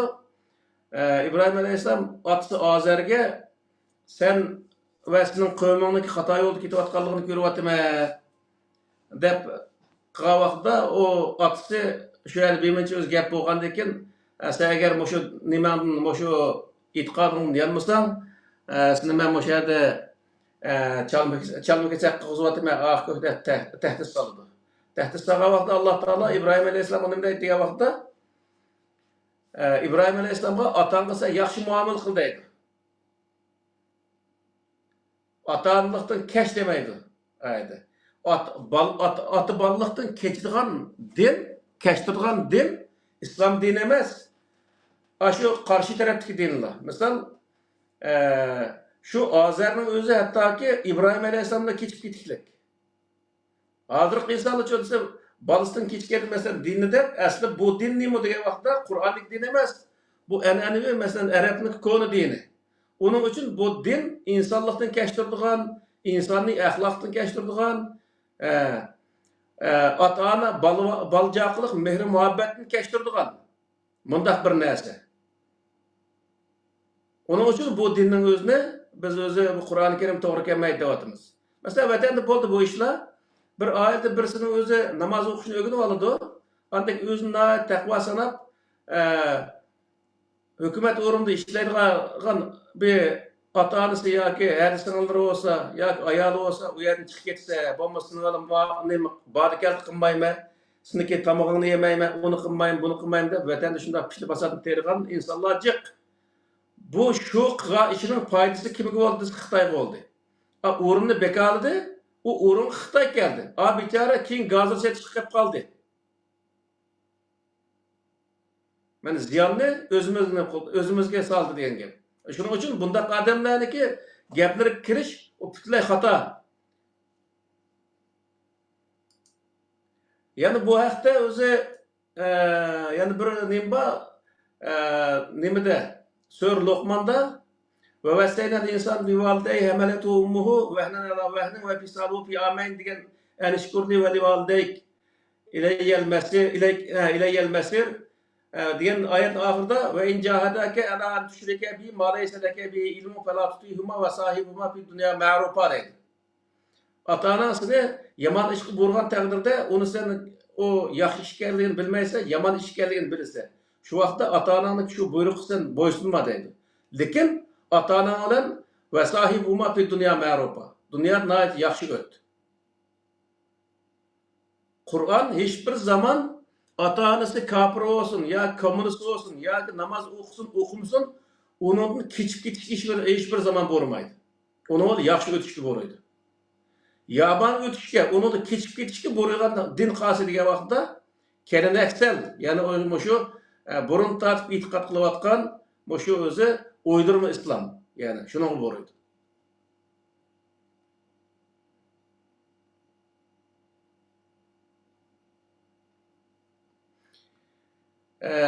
Onuncu neymen sualının özde kanunga, yani devletin kanunu bozgunçılık kişi cezalanamdı depti.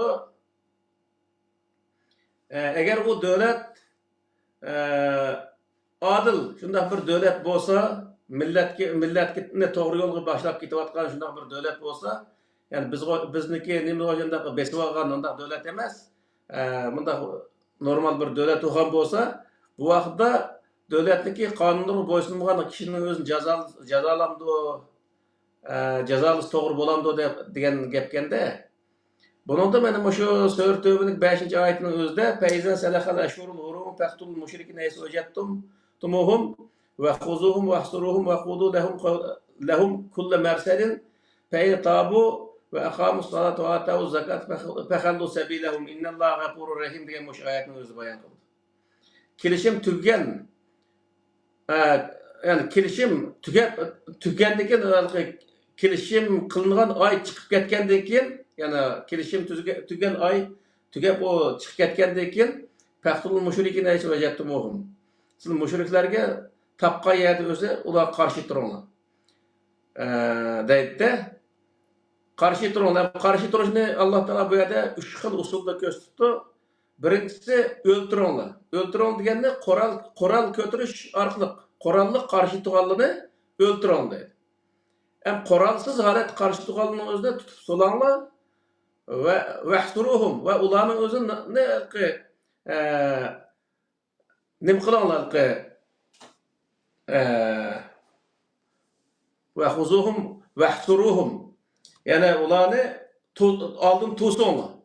Vaqudu lahum kullu marsadin, ya va ularni har bir ko'z o'rinlarida turib do'xmush ularni qilayotgan ishlarini ko'ztinglar. Fa in tabu va aqamus salata, agar ular yansa, shu davlatga qarshi turishdan yansa va aqamus salata va davlat qilgan yordamining o'zini barpo qilsa, nima halqi va aqamus salata, yani u yerda hamkorlikni, davlat bilan hamkorlashimiz deb hamkorlikning o'zini barpo qilsa va atavuz zakata va davlat qo'ygan bojning o'zini bersa, fa khallu sabilahum, ularning yo'lini qo'yib o'tamiz. Yani bunun o'zini bu yerda namoz o'qisa deydi. Namoz o'qisa degan bu yerda bunday ibora yo'q. Nima uchun degan vaqtda ular tövbe qilib namoz o'qisa degan kofirlar, yani mushriklar qanday o'zi namoz o'qiydi vaqtida? Bo'ldi, bu hokimiyatimiz qarshi chiqmaymiz deb qarshi chiqishdan yongan bo'lsa, u vaqtda yongandan keyin va aqamus salat birinchi qilgan ishi bo'ldi, sizlar bilan biz ish birlik qilib, sizlar bilan bir safda turamiz desa, uningdagi cho'lisi davlat uning qo'ygan bojning o'zini vaqtida ado qilsa, u vaqtda yoki ado qilishni bo'yniga olsa, biz ham bo'ldi, sen bizga qo'ygan bojni biz vaqtida ado qilib beramiz degan bo'lsa, fahallu sabilahum. Ularni yo'liga qo'yib o'ting. Demak, bu yerda nima degan vaqtda, agar odil bir davlatning o'zi bo'lsa, u yerda diniy sohada, diniy nuqtadan, mazhabchilik nuqtasidan yoki bo'lmay davlatga qarshi chiqib, masalan biz vatanni ozod qilgan vaqtda vatanni nurg'ulg'an insonlar, masalan dinga e'tiqod qilmagan insonlar bo'lishi mumkin, boshqa dindagi insonlar bo'lishi mumkin, musulmon insonlar bo'lishi mumkin. Shu vaqtda qanday qilamiz degan vaqtda ularning hammasiga o'xshash muomala qilgan gap, ularning ichidan andakin dinni bano qilish orqali u hokimiyatga qarshi chiqsa, uni davlat jazolaydigan gap. Bo'ldi, sallamna deb tursa, ikki qo'lni osmonga tik ko'tarmagunchalik hokimiyat uning o'zini ayvashga keltirgan gap. Boy deb o'tdik-ku, payg'ambar alayhisolamdan keyin Abu Bakr mana shu qarshi chiqqan qabilaning hammasini ayvashga kelib, qaytadan o'z islomning o'zini nimalqi hokimiyatni e'tirof qilgan. Mana ashundoq nimaga to'g'ri keldi degan gap bu. Shuning uchun davlatniki, masalan hozir bizniki qarindoshlarning ichidami har davlatda turib amalni beri shu davlatda bojni yo'shirdigan, davlatga o'zi davlatning prinsiplarini buzg'unchilik qilgan ishlarni qilayotgan bo'lishi mumkin. Bunday qadamlar bor, masalan Pokistonlik, mana arablar hammasi shunday o'zi qiladi misol. Bularni degan vaqtda agar davlat uni jazolagan bo'lsa, u o'zining haqqini olgan bo'ldi degan gap.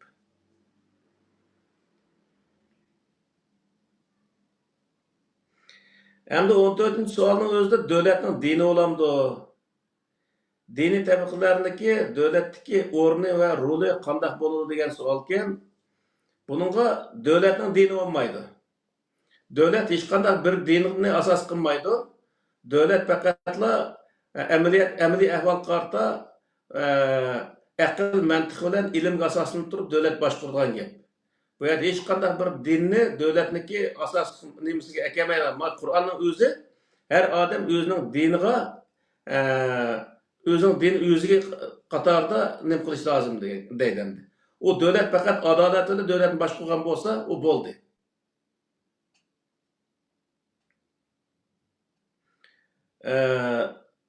Dini tabaqalarniki davlatdagi o'rni va roli qanday bo'ldi? Dini sababli uniki o'rni bekitilmaydi. Bir odam musulmon bo'lishi bilan uni o'rni alohida bo'lmaydi. Birisi yahudi yoki mushrik bo'lishi bilan uni darajasini to'g'ri bunday holatda bekitilmaydi. Endi qanday bekitildi u vaqtda degan vaqtda Qur'oni Karim sura Nisoning 58-oyatidagi innalloha ya'murukum an tu'addul amanat ila ahliha va iza hakamtum baynan nas an tahkumu bil adli bu emaskana. Sura Hujuratning 10-oyatida ekanda ya ayyuhan nasu inna khalaqnakum min zakarin va unsa ve cealnakum şuuben ve kabail lita'arafu inna ekremakum indallahi atqakum innallaha alimun habir degan bu oyatning o'zida martabasniki yuqori bo'ldig'ini har xil martabalarda bo'lgan insonlar qarshi degan vaqt Allohning dargohida ekremakum indallahi atqakum xatolikni saqlagan to'g'ri ish qilgan insonlarniki martabasi yuqori bo'ldi. Ya'ni har qanday vaqtda masalan bir davlatning siyosatchilari siyosat qilganda eng to'g'ri siyosat qilgan odamniki xalqning orasida hurmati yuqori bo'ladi. Bir odam o'z iqtisod jihatda eng jing iqtisodni eng jing tutgan bir odam bir tiyinni oylik mayliq qilmay yoki davlatniki bir tiyinni oylik mayliq qilmay iqtisodni to'g'ri tutgan odamniki darajasi, martabasi xalqning oldida yuqori bo'ldi. Bunday odamni Allohmi yaxshi ko'rdi degan gap yani. Yani bu yerda ishni to'g'ri qilish u odamniki martabasidagi xalqning orasidagi Allohning oldidagi martabasining yuqori bo'lishiga sabab bo'ldi degan gap. Yani u odamniki musulmon bo'lib qolishi yo g'ayri musulmon bo'lib qolishi uniki martabasiga hech qanday aloqasi yo'q.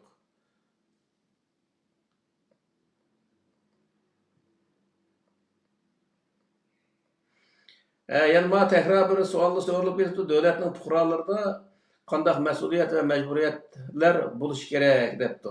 Buning o'zi yuqorida biz bayon qilgandek, Devletning fuqarolarida ikki xil majburiyat var. Birinchi majburiyat hokimiyat beshidagi insonlarni saylagan vaqtda shunga eng layoqat to'shqan, eng salohiyatli insonni saylash u fuqaroniki gandiki bir vazifa. İkinci vazifa degan vaqtda ikkinchi vazifa davlatning qonunlarini joyida berish, bundaq ishlarni qilish bularning ustidagi vazifa. Hem de ahırdaki sual kim bu? Ahırki sualın özde bizdek mustamlikada kalgan bir millet üçün vatanini mustaqil devlet kılıp kurup çıkışniki qandaq yolları var depti. Bunun da Kur'an-ı Kerim'e asasen iki xil yolunu bayan kıldı Kur'an. Bunun birisi neymi degan vaqtda liderlar asas kılındı. Lider bo'lgan adamni Qur'oni Karimda nayet xolis hech qandaq bir o'zi nimaga taraf tutmaydigan faqat lekin uniki maqsadi shu o'ziniki da'vosi bo'lishi. Buning o'zini nima qildi? Masalan, bütün payg'ambarlar buni misol bo'la oladi. O adam şu davaga kirgendekin o davaniki akısı buluş lazım, o menfaatniki ya şöhretinin akısı bulması lazım. Şu vaxtda bu adam to'g'ri o'zi nima davaga to'g'ri amal qilgan bo'ladi. Agar o adam şöhretning dardida yoki pulning dardida bo'lib qolsa, o adam o davaga xiyonat qilgan bo'ladi.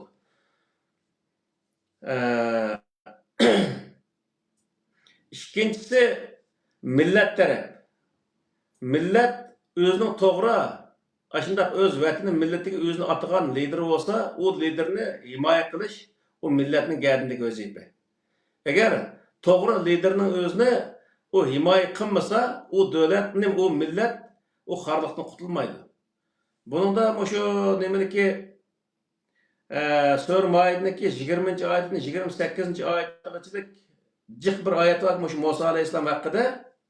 Musa alayhissalom Bani İsrail'niki hakkında misal ve iz qala Musa li qavmi ya qavmi mezkuru ni'metallahi aleykum iz ja'ala fikum enbiya ve ja'ala muluka ve ataakum ma lam yu'ti ahadan minel alamin diye şu ayetinin hemmesi de bayan kılıp Musa aleyhisselam'ın Allah Teala Bani İsrail'ni qutquzish uchun o'zi evatganligini o Bani İsrail zamanında fakat Fir'avniki o'ltirishdan qo'rqibla Musa alayhissalomga ergashganligini bayon qildi bu oyatning o'zida. Agar o'zi Fir'avn uni o'ltirmaydigan bo'lsa, u ergashib o'zini vatniga chiqmaydigan darajada endi. Shuning asosan o'zi bu yerda Musa alayhissalomniki oqsi ergashib o Fir'avnning zulmidan qutulib chiqdi. Chiqqandan keyin Musa alayhissalom o'zi Falastin kelgan vaqtida Falastin hozirgi Baytul Muqaddasniki atrofini egallab olgan Jalut degan bir qavm bo'lgan ekan, shu qavmni chiqarib o'tish uchun Musa alayhissalom o nimaga qavmga deydi. Shu nimaga shu biz aşağı urushga kiramiz, aşağı kirsak biz cho'qim ularning o'zini mag'lub qilamiz degan vaqtda bu qavm, yana Bani İsrail nima deydi degan vaqtda Fazab ente ve rabbuke faqatila inna hauna qaidun deydi. Sen Parvardigarimiz birga shu urushni qilib kelgin, biz bu yerda o'ltirib turaylik deydi. Shuning bilan o Musa alayhissalom Alloh taolo bu odamlarga bu zamin 40 yil harom bo'ldi deydi. Harom qilindi deydi. Ya'ni 40 yil harom qilindi deganning o'zi bir nasl yangishilinib shu Fir'avnniki zulmni ko'migan bir nasl o'tirib chiqqan vaqtida andan bular o zaminni alalaydi, bo'lmasa bu millat o zaminni alamaydi deb 40 yil aşağıda o'ldigan o'lib, qaridigan qarib shuni bilan o'zi bo'ladi. Musa alayhissalom shu yerda o'lib ketdi misol. Keyin Talutning zamoniga kelgan chaqda o tuproqning o'zini oldi. Demak, şu vaqtning o'zida Musa alayhissalomning gapga kirib bular ölümde qo'rqmay aşağı urushga kirgan bo'lsa, o 40 yil u yerda taraf tamtirab yurmay o'z vatanida shu yana elib mustaqil o'zi yashagan bo'ladi degan gap. Demak, to'g'ri liderning o'ziga millatniki ergishishi bu bir farz misol. Gardindagi eng cho'ng o'zi vazifa. uni himoya qilish har tarafdan, kuch jihatdan, aql jihatdan va iqtisod jihatdan bo'lgan har sohada uningga o'zi uni himoya qilish bu o'zi nimaniki millatning vazifasi degan gap. Agar uni ado qilmasa, u millat o zulmdan qutulmaydi. Misal bizning tariximiz qarasak shu degan vaqtda tariximizda inqilobning beshida yaxshi boshlanadi. Oxirgi kelgan chog'da u liderni sesib, undan uni kavkagsiz qilib, shuni bilan o'zi 5 tiyin oqsiz qilyapti. Shuni bilan uni oqsini hech kim mangmaydi. Param-pachuq shunday yashaymiz ekan. Bu u millatniki zulmdan qutulmasligining birinchi oshquchi degan gap.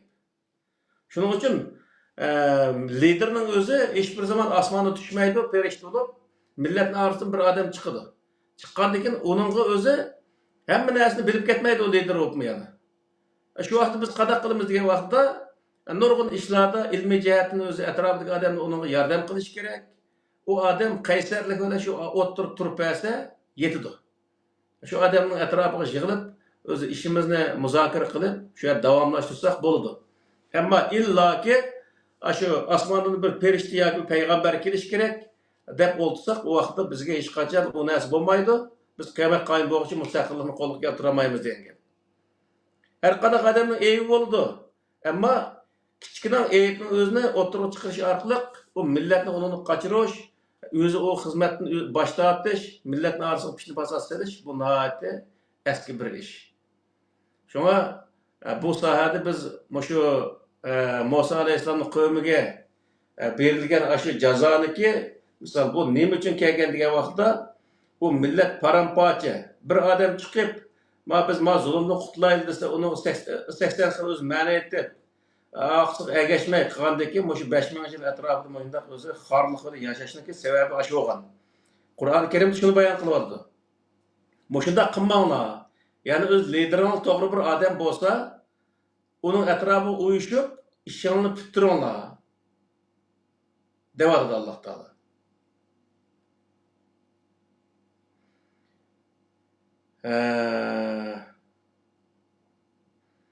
Hamda ikkinchi tarafi buniki bu vatanni mustaqil qilishning ikkinchi tarafi xosi degan vaqtda birinchi taraf lider, to'g'ri bir lider chiqqan vaqtda u liderning o'zini himoya qilish, millat shuni atrofiga agishish orqali kuchlanish bu o'zi birinchi ish ekan. Ikkinchisi degan vaqt ikkinchisi o'zining dushmani bo'lmagan insonlar bilan birlik saf tuzab, uniki o'zi himoyasini qo'lga keltirish orqali uning yordamini qo'lga keltirib, o'zining vatanini, o'zining millatini erkinlikka erishish uchun kurash qilish bu to'g'ri ish. Misal Qur'oni Karimda sura Anfalning 60-oyatining o'zida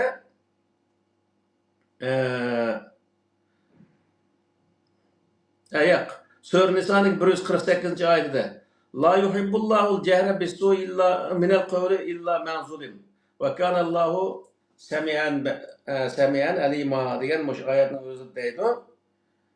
Alloh taolo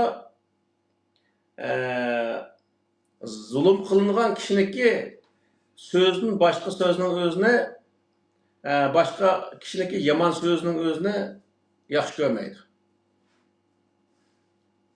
Bu nima degan bo'ldi degan vaqtda zulm qilingan bir inson yoki bir millat zulm uchirgan bo'lsa, u zulmni anglatish uchun Xitoyning o'zi bizni o'ltiryapti, bizni o'z turmush solayapti, oq qilyapti, ko'p qilyapti deb dunyoga u anglatish. Gerçi Xitoyda biz tilgan taqdirdimi, yomon so'z bo'lgan taqdirdimi, bunday so'zning o'zini Alloh taolo yomon ko'rmaydi. Chunki u dushmanniki yomon ish harakatlarini dunyoga anglatish uchun qilayotgan ish bo'lganligi uchun. Dunyoga anglatish orqali u dunyo insonlarniki insonligining o'zini uyg'otish va insonligini qo'lga keltirish orqali uniki insoniy yordamini erishib, o'ziniki zulmdan qutulishiga harakat qilish bu Qur'oni Karim buyurgan bir o'zi buyruqdan iborat. Ya'ni shuning uchun bu yerda o'zimizga dushman bo'lmagan millatlarning o'zini yoki o'zimizga dushman bo'lmagan boshqa dindagi insonlarni o'zimizga dushman tutish bu o'zi intayin xato, ahmoqona bir ish. Biz ularniki hozir dunyoda inson emas, hattoki qurt qo'ng'izniki yordami bizga kerak bo'lsa-mu, uniki yordamini erish bizga to'g'ri keladi misol. Shuning uchun biz bu yerda bizniki gapimizni qilayotgan, bizga yoki hech bo'lmasa bizga dushmanlik qilayotgan insonlarning o'zini o'zimizga dushman e, ko'rish bu nihoyatda xato. Dünya insonlariga biz o'zimizga tortayotgan zulmlarni, Xitoyniki qilayotgan zulmlarning o'zini anglitish orqali Xitoyga qarshi insoniyatni uyg'otish va shu orqali insonni Xitoyniki zulmni tug'izish va o'zimizniki erkinligini qo'lga keltirish bu Qur'oni Karimdagi mana shu oyat to'g'ri keldi degan gap. Shuning bilan va axiru davana alhamdulillahi robbil alamin deyli. Yomon uzun bir mavzu ekan bu. Bu tutgan bo'ldi. Allah razı olsun, rahmet sizlarga. Men so'raydigan bir savol bor edi. Menda bir gap chiqib qoldi-chi hozir. Adalet kuchlik tarafda debchi. Bu Qur'oni Karimning ro'yiga bu xilof emasmi bu gap? Adalet kuchlik tarafda bo'lamdi yoki adalet degan kuchlik ojizning o'rtasida o adaletga ayrim bir narsa bo'lamdi. Ya adalet ayrı bir narsa. Adalet de bu. Hem de hazır onu bana kılıp mesela aşındım kadar biz bana garip devletler yaşavatkandıkken aşağıdaki kıvatkan adalet köşkü ah köşkü dep aşındaki bu nurgun gap var bunda gapni anlagan biz. Ama şu Türkiye'de ya ki şu Suudi Arabistan'da ya ki şu Asya devletlerde yaşayan insanlar aşında karaydıken hem de. Ama emeliyatta bazı o yerde mayli chet ellik bo'lsin yoki o'zining odami bo'lsin yoki mayli musulmon bo'lsin g'ayrimusulmon bo'lsin adolat bilan harakat qiladi ham ularniki qilayotgan ishi shu uni ko'z yumish bo'lmaydi. Shu nimaning balki Said Qutbmi degan gaplar borku. Men g'arb davlatlariga berib musulmon nima? Iymon etmagan musulmonlarni ko'rdim. Ben Garip'te İslam'ı gördüm, lekin Müslüman yok. Müslümanlığın devletleri de İslam yok diyendekçe.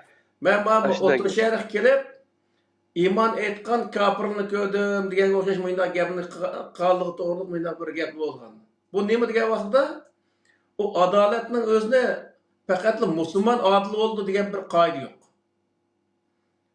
Qur'oni Karimda adolatni baynan nas deb o'zi Alloh taolo iboratni keltirgan. Bu nimani bildirdi degan vaqtda insonlarning orasida, ya'ni har qanday inson odil bo'la oladi. Odil bo'limdiz degan gap. O kafir olsun, Yahudi olsun, Nasara olsun, Müslüman olsun, adil bo'laman desa bo'la oladi degan gap. Ama o adil bo'lmasa, o vaqtda o Müslüman adil olmay, boshqasi adil bo'lib ketsa, o vaqtda uni sen adil dedi deb uni chiqarish hech qanday hojat yo'q. Chiqarishni o'rniga to'xtabdi, uningdan biz u ashunchalik adolat tiklabdi, biz uningdanmi yaxshi adolat tiklashimiz kerak deb shuni tirishish lozim. Bu xalqga kasat qilmay, o'zi shuni qilish lozim. Yani asas gap biz güçlük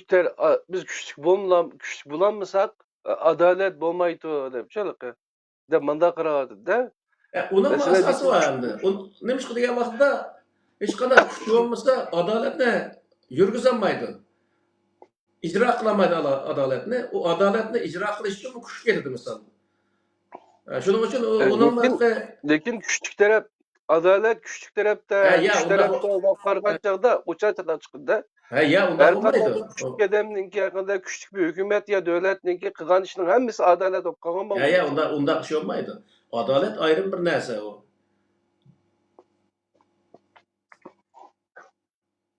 Tamam. Ahmet Çakır'ın dışın başka suallar var mı?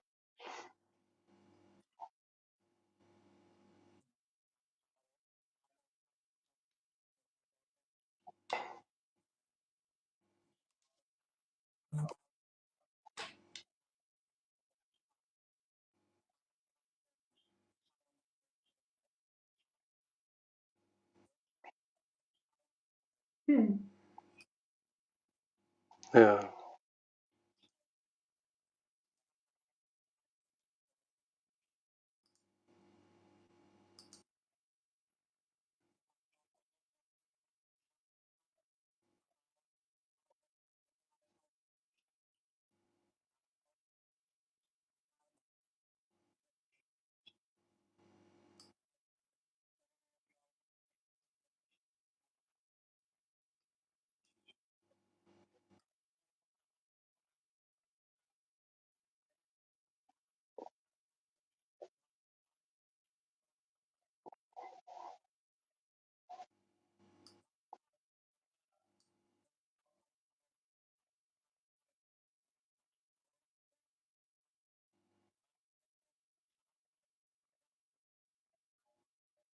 Nemi dep qo'ygandilar?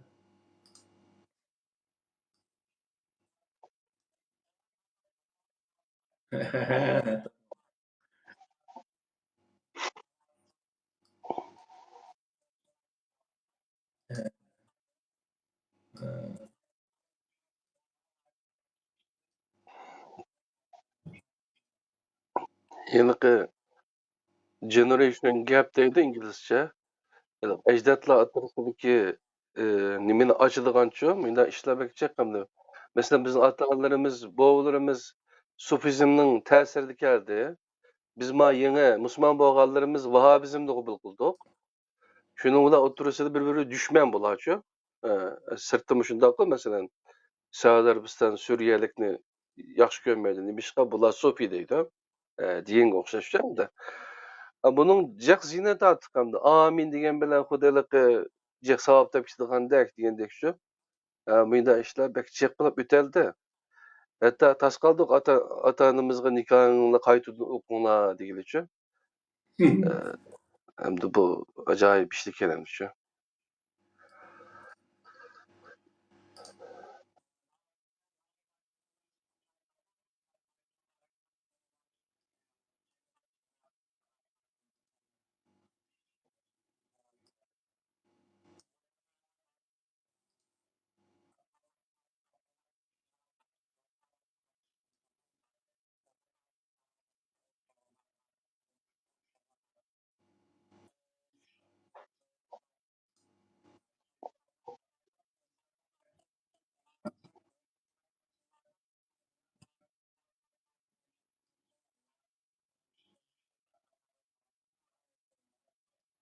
İnşallah. Ondan ishni jiq qil.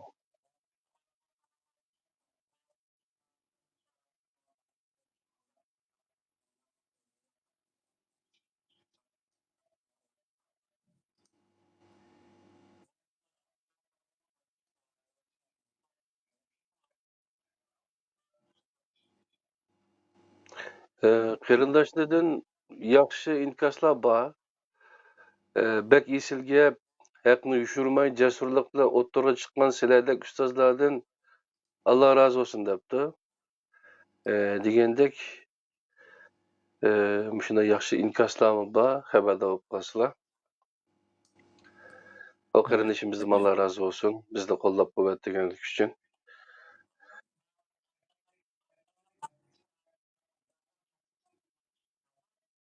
Hmm.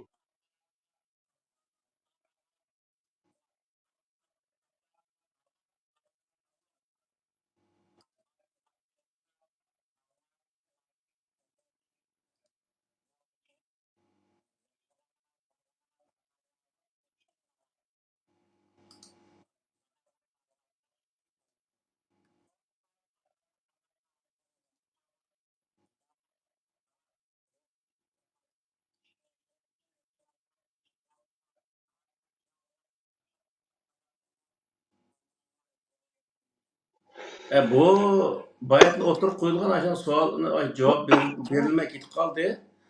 O ettim ben. Ama bu yerdeki nesneyim diye vakti ilmi asas düşündürüş gerek. Balını kallısını ötküze alırsa onu o balı kayılı olgandaki onu kıldı.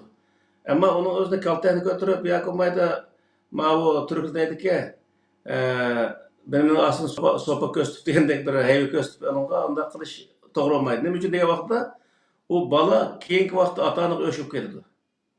Öşüp ketgendeki erken o yerde münasebet bozulup ketgan gap o balını asli ekip boğulunmaydı.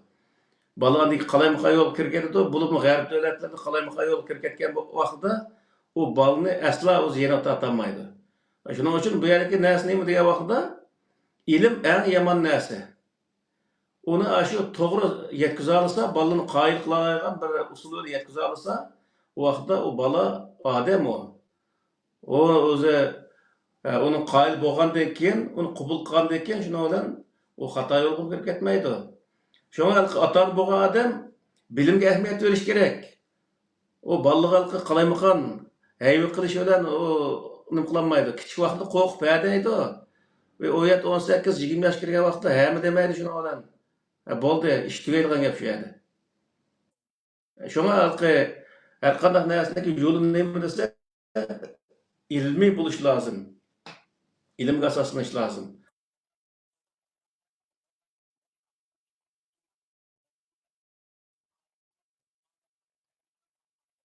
Elbette.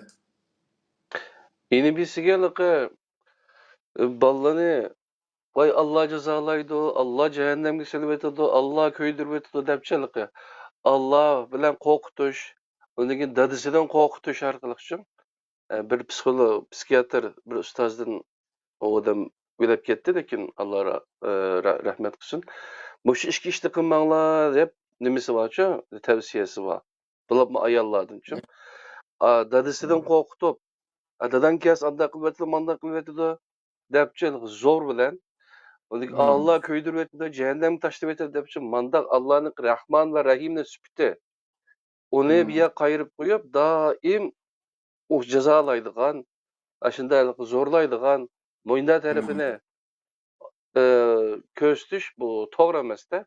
Allah'ın şunun için Allah'ın 99 süpütü Kur'an'daki. Onu yaxşı bilişimiz hem bu cihetden yaxşı tedbirkar buluşumuz gerek. Bunu muhstırıp koydu.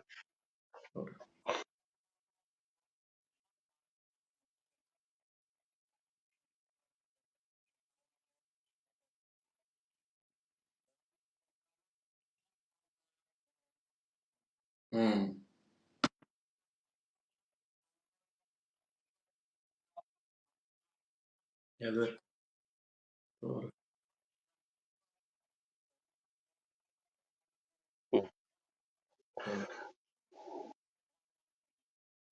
Hı. Doğru. Ben başka bir kitap tavsiye qilib qo'yay. Bu halaqi 7 adet degan bir kitap barçı. Stephen Covey degan adamninki. Bu halaqi Dale Carnegie'ninki kitaplardan esil bu adamning kitabicha. 7 adet g'alaba qilganlarning, muvaffaqiyat qozonganlarning 7 adet degan kitobni o'qisak, aşağıda dastlabki 3 tane xislatda ishidin adına o'zini yetildirib, ishidin o'zgartidi, undan keyin sirtqi qartachi echildigan gap. Şu kitapni men ovozli kitap qilib chiqarib qo'ydim YouTube kanalimda bor. Bo'lsa qarindoshlar aç kitap deb o'qisa, bak esli kitap, sizlar degan narsaninki usullarini o'rgatadi. İşçidin nima qilish, kelish deganlar uchun. Endi bo'lsa boshqa gap so'z bo'lmasa, bugungi 68 darsimiz nihoyat yaxshi bo'ldi. Alloh rozi bo'lsin.